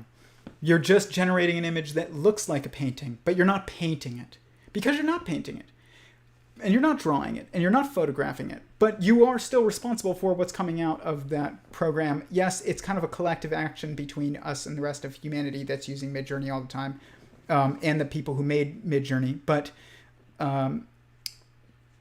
that doesn't make it not generative.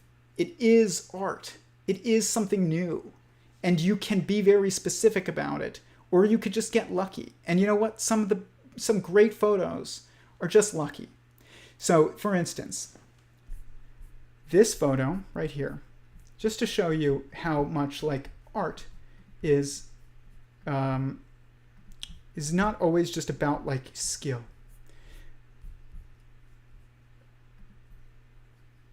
This image is one that I took in college.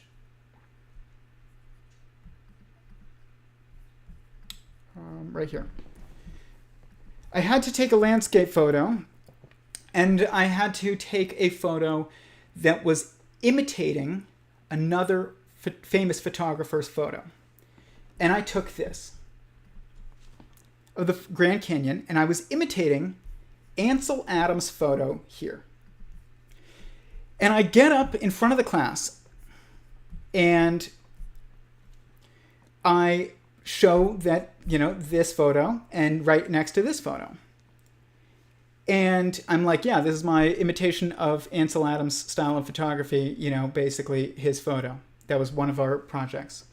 And one of the girls says out loud, she's like, wow, you overachiever, you. Like, you actually went to the same spot as him. That's how much effort you put into, imitating his photos. You actually went to the same spot. And I turn around, I look at the screen, and I did not do this on purpose. But I looked at it and I was like, oh yeah, I did, I tried to be accurate. And I just said something like that. And I realized in that moment that I actually stood in almost the same spot as him. But it was luck. It wasn't skill. It was luck. And granted, yes, there's a lot going on here that has implications on ChatGPT and Midjourney, because for one, it's a photo of something that already exists, but it's also not exactly the image that exists, because the original Ansel Adams photo is black and white, and the Grand Canyon, when you look at it, he did not see it in black and white. He saw it in color. So this is not an image. It is a generative image of something that actually doesn't exist, even though it is using what exists. This is the same exact thing, but you're also adding in programs that are it's totally different. It's instead of photons sticking to, a film and generating the image on film, which is different depending on the type of film and the type of chemistry that you use on the different films. This one is using a program. It's digital camera, and you can change the white balance and all kinds of stuff. And depending on how the sensor is constructed, it's going to interpret colors this way or and lines this way, whatever. But there's so much going into the generation of these images, my point, here with chemistry, here with computation too. Then now there's microchips interpreting it, kind of generating the image, the photons that are coming in and then generating the image.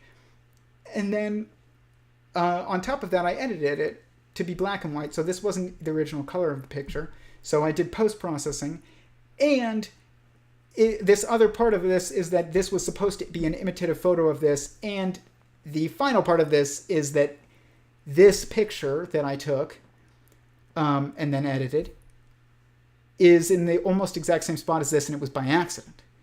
So is that make this art or not? Is it decrease the artness of this, I guess you could say? Artisticness of this, that it is in the same spot? Does it decrease the artisticness that it was accidental? I don't know. What matters is that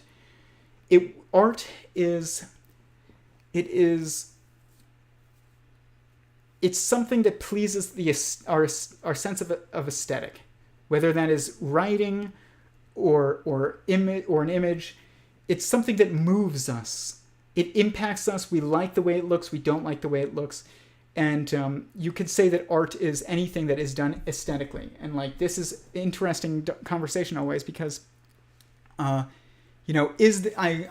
this watch, okay, for instance, I love the way I really like the way this watch looks. I'm trying not to say love to anything that I like, but I like the way this watch looks a lot. It's a Seiko. It's got a specific color to it. It's got a specific style to it. I really like it. Is it art, or is it a tool? Okay. I mean, it's literally a dive watch. It's built like a tank. I bought it because it's very strong, and it's also not so expensive that It's like a piece of jewelry. It's in some ways it looks good though. So is jewelry art? I mean, jewelry usually has just the intention though of looking good, and that's it. Like it's not actually for, as a tool. But my wedding band, is this art or is this a tool for telling the world that I'm married? Versus, I don't know. Is this art? Because it tells the time and it is functional, and I can set a timer on it and use it to like time myself on tasks and things like that. Is a Porsche, is a Ferrari art, or is it just an aesthetically pleasing tool? I don't know really. It just depends on how we want to define art. Now there's really there's different ways that you can inevitably define art. You can't just define it any way that you want. There's specific degrees of freedom that you can follow, and that's it. So sentient singularity theory would imply that there's 2 degrees of freedom plus an intrinsic constraint, maybe an extrinsic constraint, that we can follow in just kind of breaking down 4 different interpretations of art, I guess you could say. So one of them would be something that is only made for the purposes of looking good or sounding good or being aesthetically pleasing. Like perfume, but deodorant would not, because it's trying to keep you from smelling bad instead of just trying to make you smell good. So it's a tool in some way. If this was just a bracelet and it wasn't useful, then that would fit the definition of art, that is something that is only made with the purpose of being aesthetically pleasing.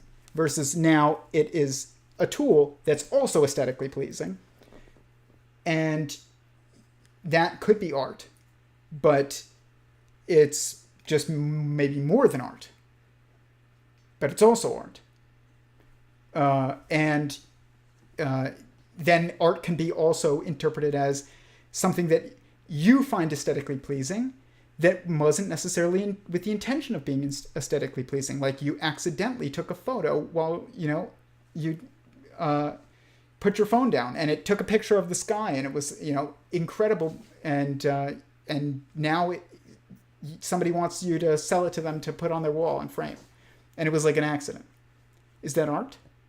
Well, maybe because they think that it's aesthetically pleasing, and they're defining that it's art because they want it to be used as art, as a photo on the wall. It's just for the sake of it being aesthetically pleasing. But we're now getting into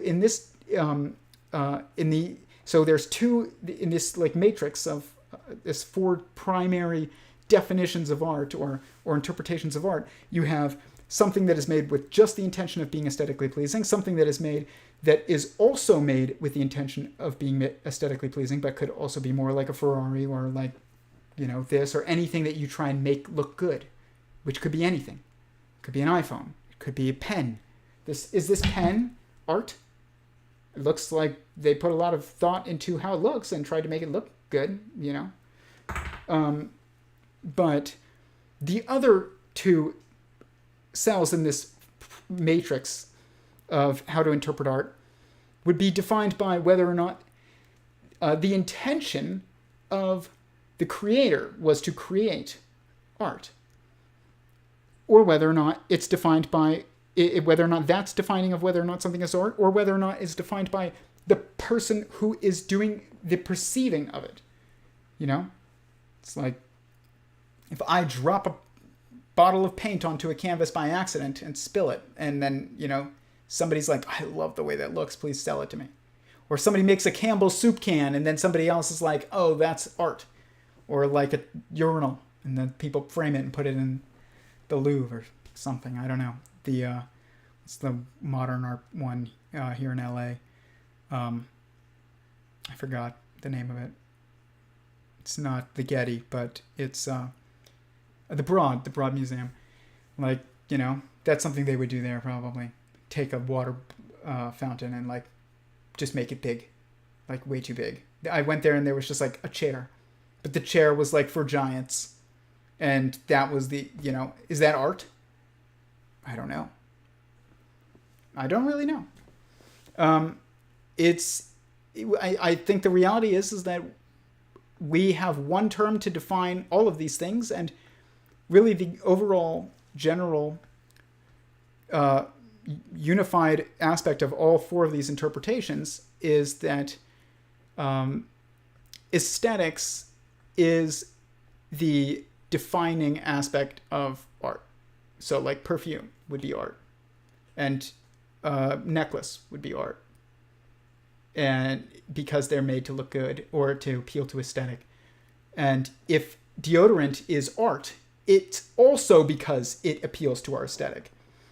It doesn't just make you not smell bad, but it also makes you smell good. This watch doesn't just tell you the time, but it also looks good. Ferrari doesn't just get you to the grocery store, it also looks great, and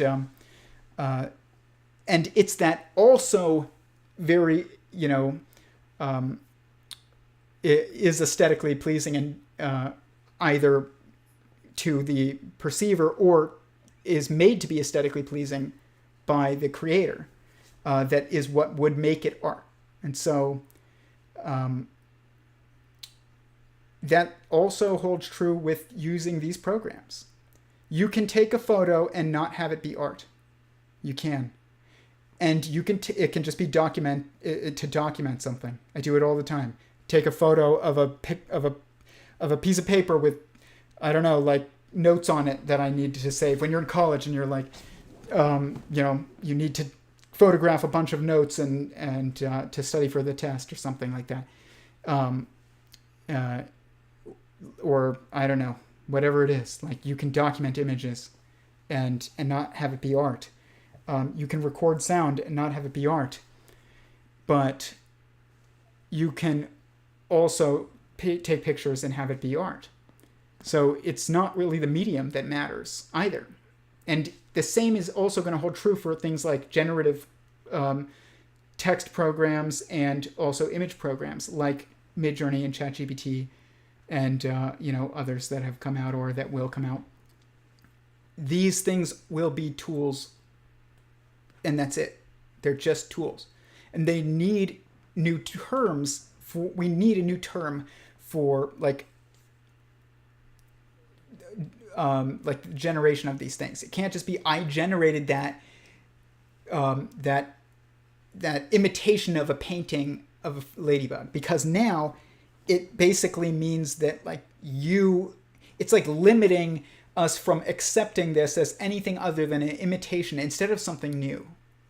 It's not a new medium to explore and generate with and have fun and make art or use for, practical tasks like writing an email to a client with ChatGPT or having it, I don't want to say having it write you a poem or generating a poem with it or something like that. Like it can be used for both. And same thing with Midjourney. I can get a stock photo of a ladybug looking basically, or I can have it I can generate with it an image that looks, that's meant to be artistic. It's drawn. I'm trying not to say something an image that looks like a painting or looks like a drawing. This is where, even when we're doing this, it's limiting our imagination on how we can actually make things with these programs, because we're trying to make things that already exist. If you say, make an image of a ladybug that looks like it's painted, drawn with pencil in black and white, you're trying to have it make something that looks like something that already exists, which is intrinsically limiting of what you could even try and think about doing with it. We need terms that will unlock our ability to push these programs way further forward than we currently have. Way further forward. Especially Midjourney. I mean, ChatGPT text is a little bit different in some ways, but not really always, but in some ways it is, because we have the terms for it already, but more of the terms, not all the terms. But when you say to ChatGPT, write a story about this, and it generates a story with you, or you generate a story with it is really what's happening, or through it. It's almost like through it. that is it's the same words that we already have. You know, a story in text, a poem, an email, a paper, whatever. I can maybe have it write my sentient singularity theory paper. No, I don't think I can do that. That would definitely not work. I don't think. But yeah, especially like you could have it write a paper about things that have already had papers written about them. You can't really have it write a paper about something that doesn't have any papers written about it, really. At least in the context of my work. I'm not saying that other people have no papers about similar things, but it's not like sentient singularity theory is not. It's not an established thing that other people have written a bunch of papers about yet. So it can't write a paper about sentient singularity theory, but it could write a paper about, the creation of the atomic bomb and the Manhattan Project, because that's out there. You know, you could write a movie script with ChatGPT about the Manhattan Project, and a movie it is still a movie script. Whereas if I say to Midjourney, make a image that looks like a painting of a ladybug, it's not a painting actually.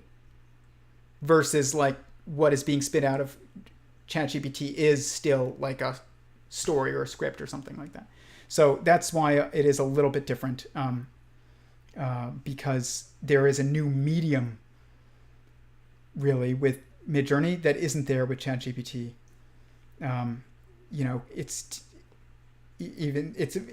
It's just a visual medium that, it is always existed with Midjourney, but we don't have a term for to describe the images that are generated. They're not paintings. They're not drawings. They're not photos. They're something else. And, once we figure out what to call that, I think it will allow us to do more with it. Okay. Let's see the chat. I know I rambled. By the way, super chats are open today because we're not really because I remembered to turn them on. Was really what it comes down to. And I'm not worried about anybody, copyright issues, except maybe Shutterstock because I have Ladybugs on the screen. Tegmark wanting to halt research is absurd. Tegmark wanting to halt research is absurd. Him wanting to halt it, not necessarily absurd. Him thinking that it's worth his breath is absurd. It's absurd. And I'm not saying that we should halt it either. There's going to be positives and negatives to this. Should we have made cars? I don't know. There's lots of things about cars that are positives and lots of things that are negatives. Should we have made computers? Should we have made cameras and I don't know. Anything that we've made. Any tool. Should we have made them? Yes and no. So the idea that, stop AI research. No. That's absurd. It's not going anywhere. Nobody's going to stop. And if you did theoretically stop, what are you accomplishing? You think that everybody's going to get together and have this super, wise conversation where everybody figures out how to solve how the world should handle artificial intelligence? No.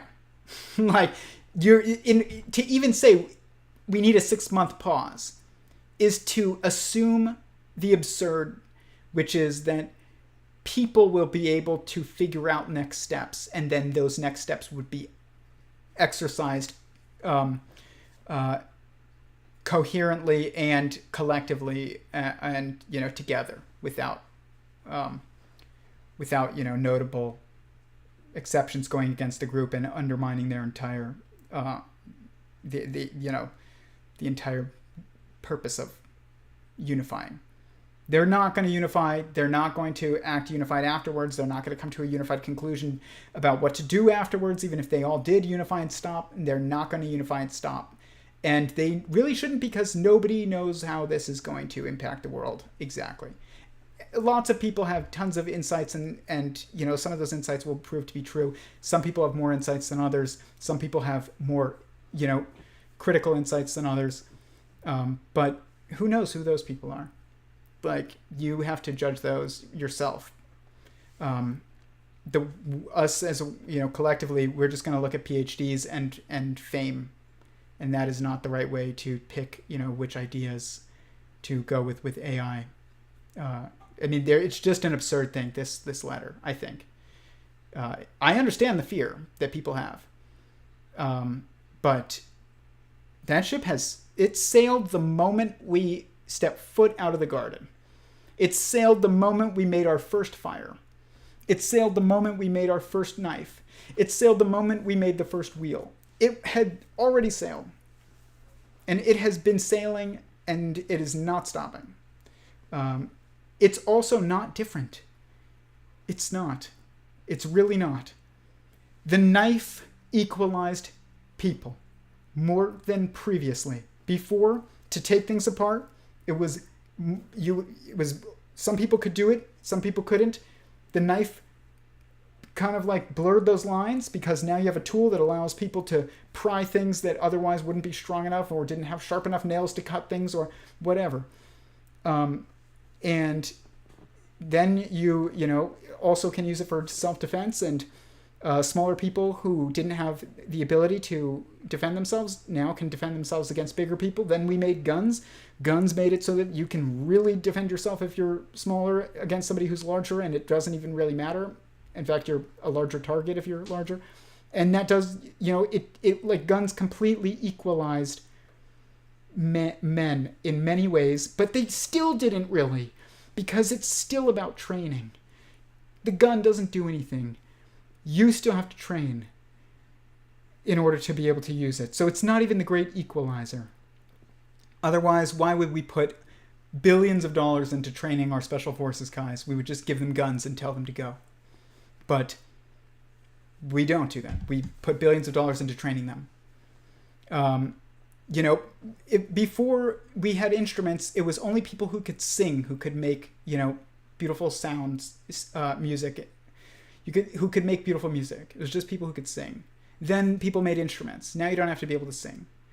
Then people made computer programs, and you can literally edit in GarageBand, and you didn't have to use like this instrument. It's just a different instrument, which is a computer. It's still an instrument. And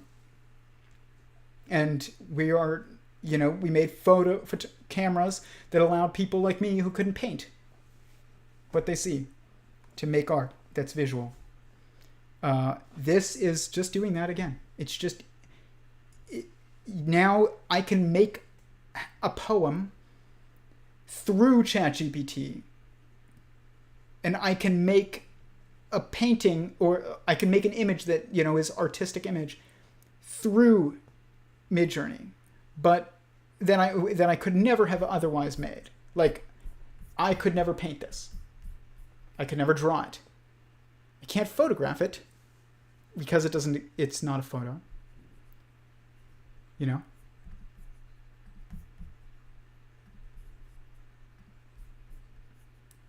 And it's going to allow, though, for also practical things, like me trying to make models of physics, and, but it takes time. I was trying to make fiber bundles and hop vibrations and things like that. And you can make all kinds of crazy things with this program, or through this program. Maybe instead of saying with a program, where you use a program to make that, I made that with Midjourney, you would say, I made that through Midjourney, because it's a dynamic thing. It's not like a camera where like the inputs of other people are constant and also present when you are making an image in Midjourney. So basically you can enter the same prompt multiple times and get a different image each time, which is different from like, if you took a photo, put a camera on a tripod and you pulled the shutter 3 times, like you're going to get the same picture, basically. Like it's a little different in how we have to discuss it, but it's not you. It's still us making it. It's humanity. It's humans. It's not the program, which means that it's art. And the same exact things that qualify art, you know, did you try and make an image in Midjourney just to make a stock photo of a ladybug so that you can like send it to your friend to show him what a ladybug is because he found a bug in his house and he doesn't know what kind, and you're trying to use it for some practical need. And it's not meant to be art. Or are you trying to make a ladybug that is a paint, looks, you know, like something for the sake of, you know, you framing it on the wall and have it look nice? What if you go and you try and make a ladybug that just looks like a ladybug in order to send it to your friend, but it spits out like the most beautiful and like abstract looking photo of image of a ladybug, not photo, that is, you know, now a piece of art because you want to put it on the wall. You don't even want to send it to your friend, but it was an accident. So it's like, wasn't your intention, even as the artist, to make a piece of art, but then it's still a piece of art to you. Maybe you made the ladybug and it looks just like a ladybug and you send it to your friend so he can see what a ladybug looks like, but he just likes the picture so much that he wants to put it on the wall. You know? I don't know. Which one's art? It's fascinating. I think about this stuff a lot. I wasn't planning on talking about it tonight, so it was a bit, you know, I feel like it didn't really like settle until towards the end, a lot of these thoughts, but let's see the chat. Chasing a butterfly. Okay, chasing a butterfly. We're going to do, anything that anybody puts in the chat, I will do. I'm not going to abandon you.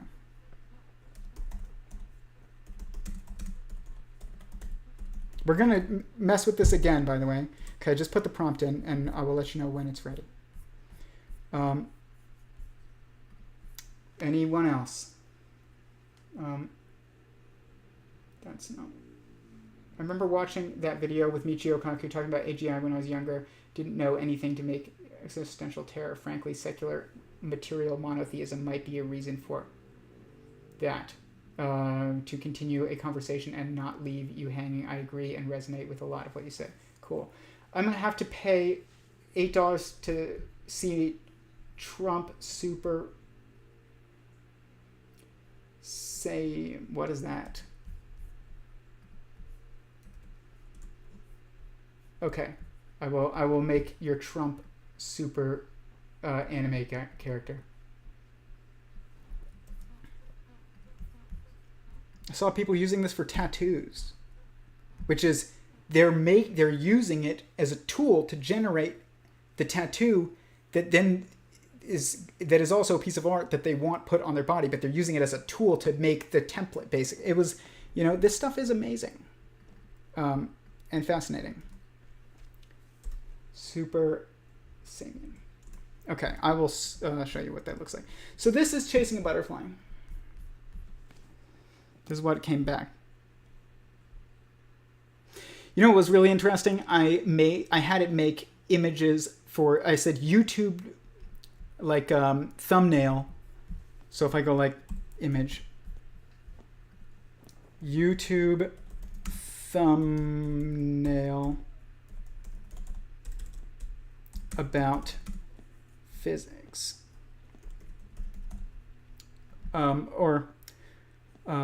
Of a video about physics. Let's just do that. Okay. And what's funny that came back like was the first time that I tested this is it was a bunch of people's like faces like you know, these like mouth open faces, because it looked at all these YouTube thumbnails and it saw that everybody was just making stupid faces in their YouTube thumbnails, and then that was what defined it. What it like, that was the pattern that it perceived in YouTube thumbnails, which is just, that was kind of funny. Okay, so this is the next one. Trump super say something, I don't know. something about some anime character. Sorry, I don't know anime. But there is your images. You have one that's like really realistic, kind of. Then you have these kind of, this one's like a mixture between these two and that are just very animated looking. There you go. You literally can generate anything. I saw people making commercials. It's amazing.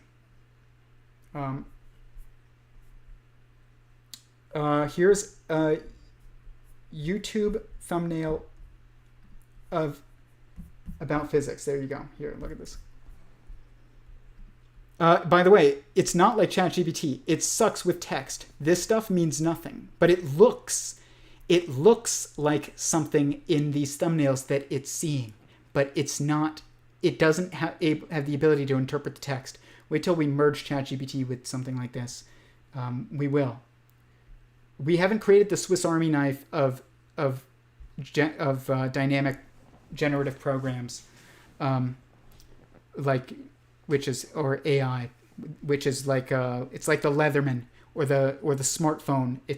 We haven't made that yet, where it's a camera and it's a phone and it's a clock and it's an alarm clock and it's GPS navigation, or it's a knife and it's a pair of pliers and it's a screwdriver.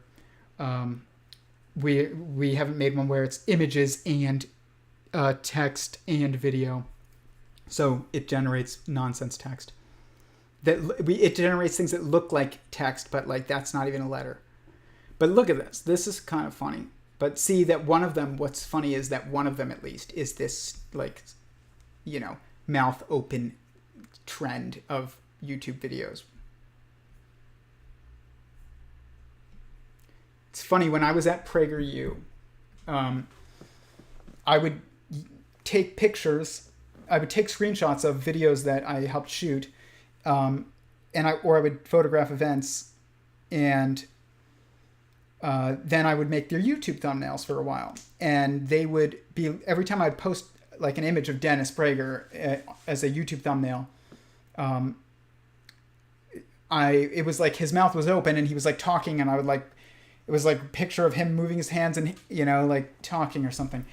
And I did this with, at first a lot. And the reason why is in my head, it's like, it's engaging because it looks like there's motion happening and he's saying something and you want to know what he's saying. You can, or he's moving his hands. And so you want to see like what's inspiring, what's he like trying to describe. And every time they were like, why are you taking the pictures of him with his hands out and like his mouth is open while he's talking? Like, don't do that. Like, find one with, he's like, and what's funny is that is totally not what actually works on YouTube. And it's interesting what works. Sometimes it's annoying because but the difference is I wasn't using fake faces. I was using real moments, in the moment images of someone speaking. So it was more realistic because it was real. It wasn't, like nonsense. Like this. Or, it's fine, I went back. But, so I was right. That was what's funny about what the thumbnail should have been. That guy, his fingers are weird, but because this isn't a real person, This person doesn't exist. It's not a photo. It looks like it, but it's not. Isn't that fascinating? You combine this with image recognition, facial recognition, like of your phone that knows you, and it will be able to make images of you doing anything. This stuff is scary, though, because we are going to have to figure out a way to deal with the interpretation of our world in a much more obvious fashion. So we now, it's funny because before Photoshop, people didn't even have the ability to say that's Photoshopped. Okay? Which we say, even if they don't use Photoshop to change a photo, we just say, even if you use like Illustrator or like Preview or, I don't know, Lightroom or something, they'll say that's Photoshopped. It's become a verb. And But this, until then, we didn't have a word to even express to people like that some images might be fake, be like, that's a doctored image. That image has been altered. But then now we say, it's Photoshop exists. And so we know that like some images aren't necessarily definitely photos of reality. Sometimes they're not, because you took out a person. When I do wedding photography, for the most part, it's just capturing the moment. But sometimes you'll have like, time to take a group photo of everybody and somebody's eyes are closed. And like now you can use programs that will make, their eyes look open. You can do face swaps where like somebody, or head swaps, and there's programs to do it, but you used to have to just do it by hand. But like now there's a program to just, you like this face over here in this photo and this person's posture in this photo, and you put them together. And some people will do that. And I didn't do that very much. The eyes closed thing, yeah, sure. But like before that, it was just like red eyes. Remember, like red eye, everybody would have red eyes in photos years ago because the light would reflect off your like cornea or whatever back into the image. Then they made a program that you can like it everywhere where it just gets rid of it, and you could like click on it. Now it just does it automatically. I think it's like the default in most circumstances that it gets rid of any red eyes. But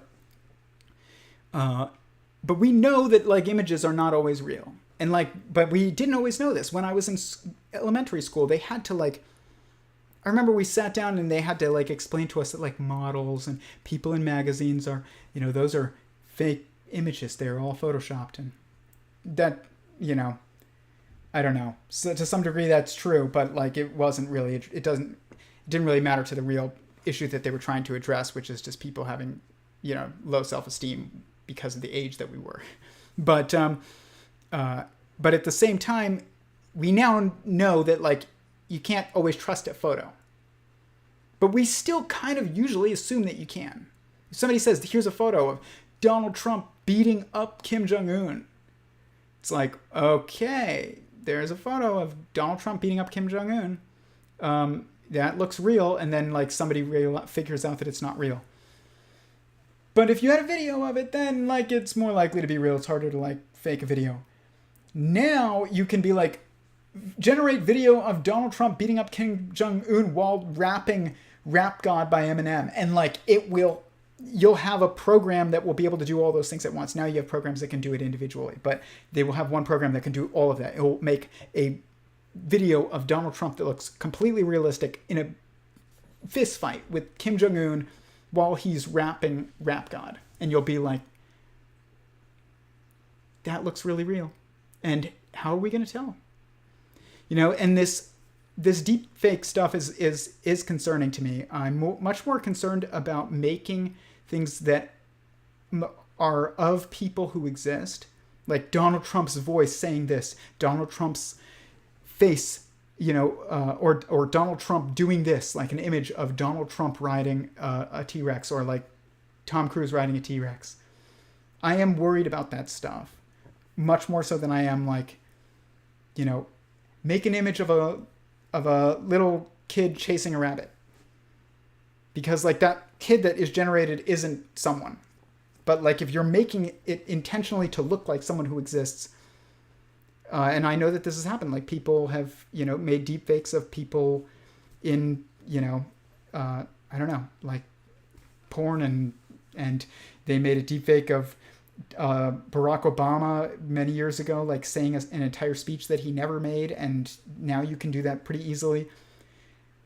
That was pretty rare though. So it was like headlines when some university made a deepfake image video of Obama, or like if it's something that is really seems unlikely, like it's a video of you doing something that's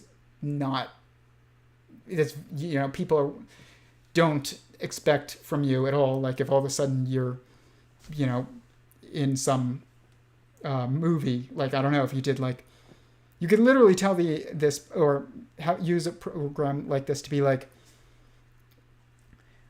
regenerate the entire movie of Mission Impossible 5, but have me instead of Tom Cruise.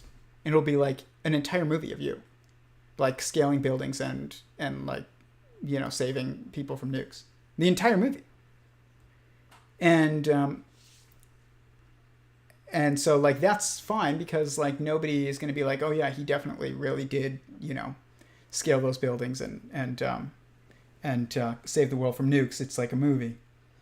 But if you're like, now if everybody can just take their phone and just be like, hey Siri, make an image, or see, listen, it's listening to me. It just answered.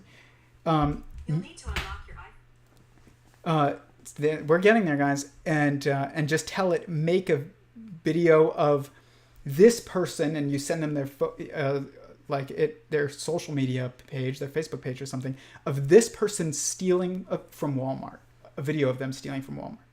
And then you like show it to Walmart or something like that. It's like, oh, now you just were able, it's very easy to complicate people's lives with this stuff is what I'm saying. It will become very easy. But I also think we're going to adjust accordingly and that is very scary. But at the same time, like we're all going to realize that you just can't trust any videos on people's phones anymore. And even if it sounds like someone, it looks like someone, and it doesn't mean that it's someone. And that is something that we're going to have to learn to adjust with. So like these tools can be used maliciously too. And they will be. They have already been, but they definitely will be even more so in the future.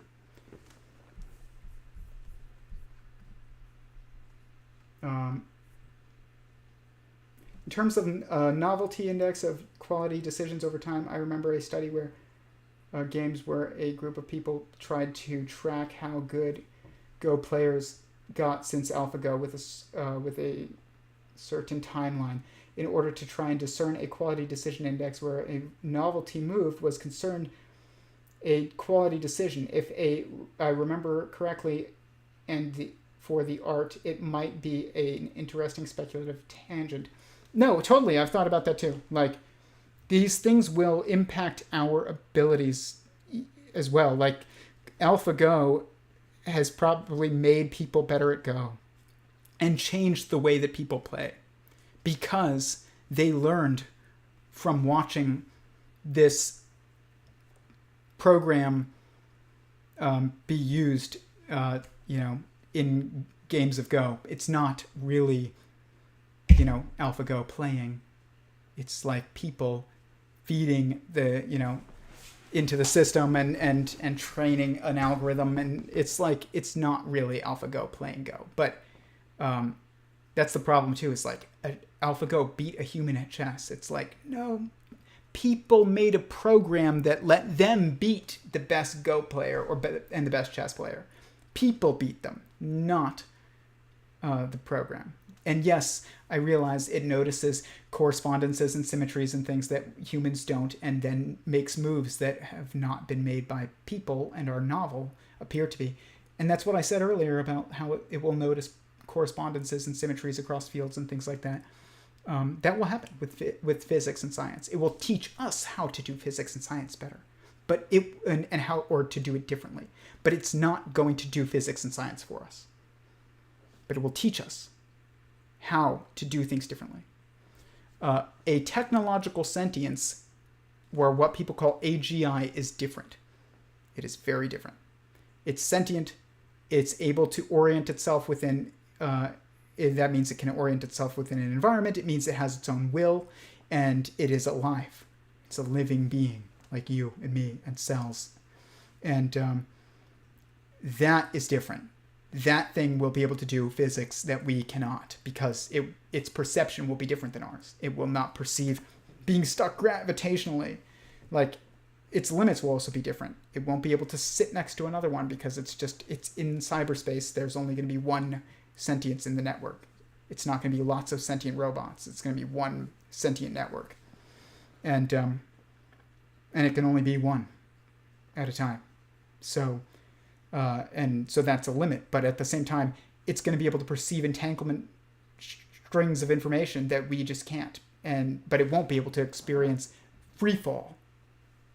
Like, what does it mean to fall from, the top of the jungle gym and, fly for a second. Like it's like Einstein thought about. Like it's not going to be able to think about that kind of stuff. But it will be able to think about things that we can't imagine because we can't perceive.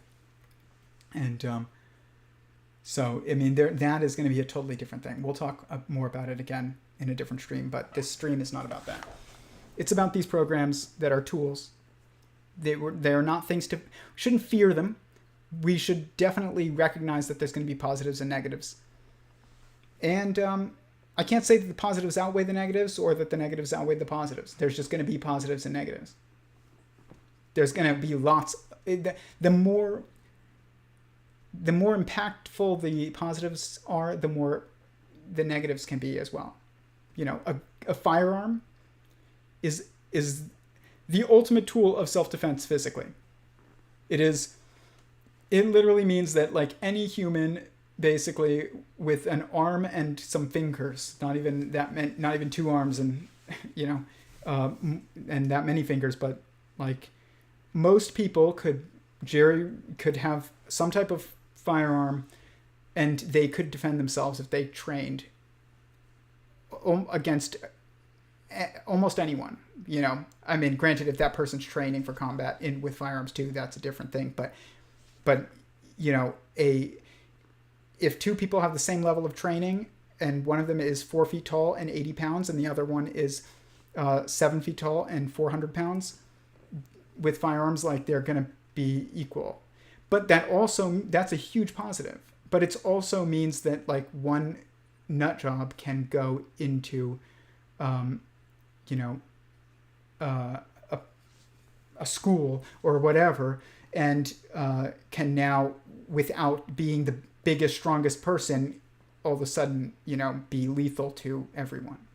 So there's lots of positives to every technology. There's lots of negatives to every technology. And the more intense the positive, usually also more intense the potential negative as well. And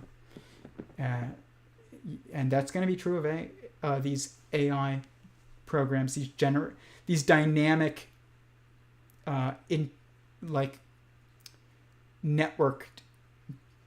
dynamic network programs, I guess you could call them. Generative dynamic network programs. I don't want to call them artificial intelligence. I just don't think that term is accurate at all. It limits our ability to even understand what we can do with them and what we can't.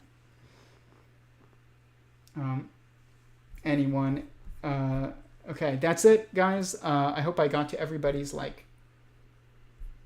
that they wanted made in Midjourney, but you should go play with it yourself. I'm definitely going to be using it as a tool. I've already used it as a tool for certain things, work-wise, and I'm going to be using it as a tool for this channel. It's fascinating just to watch everybody's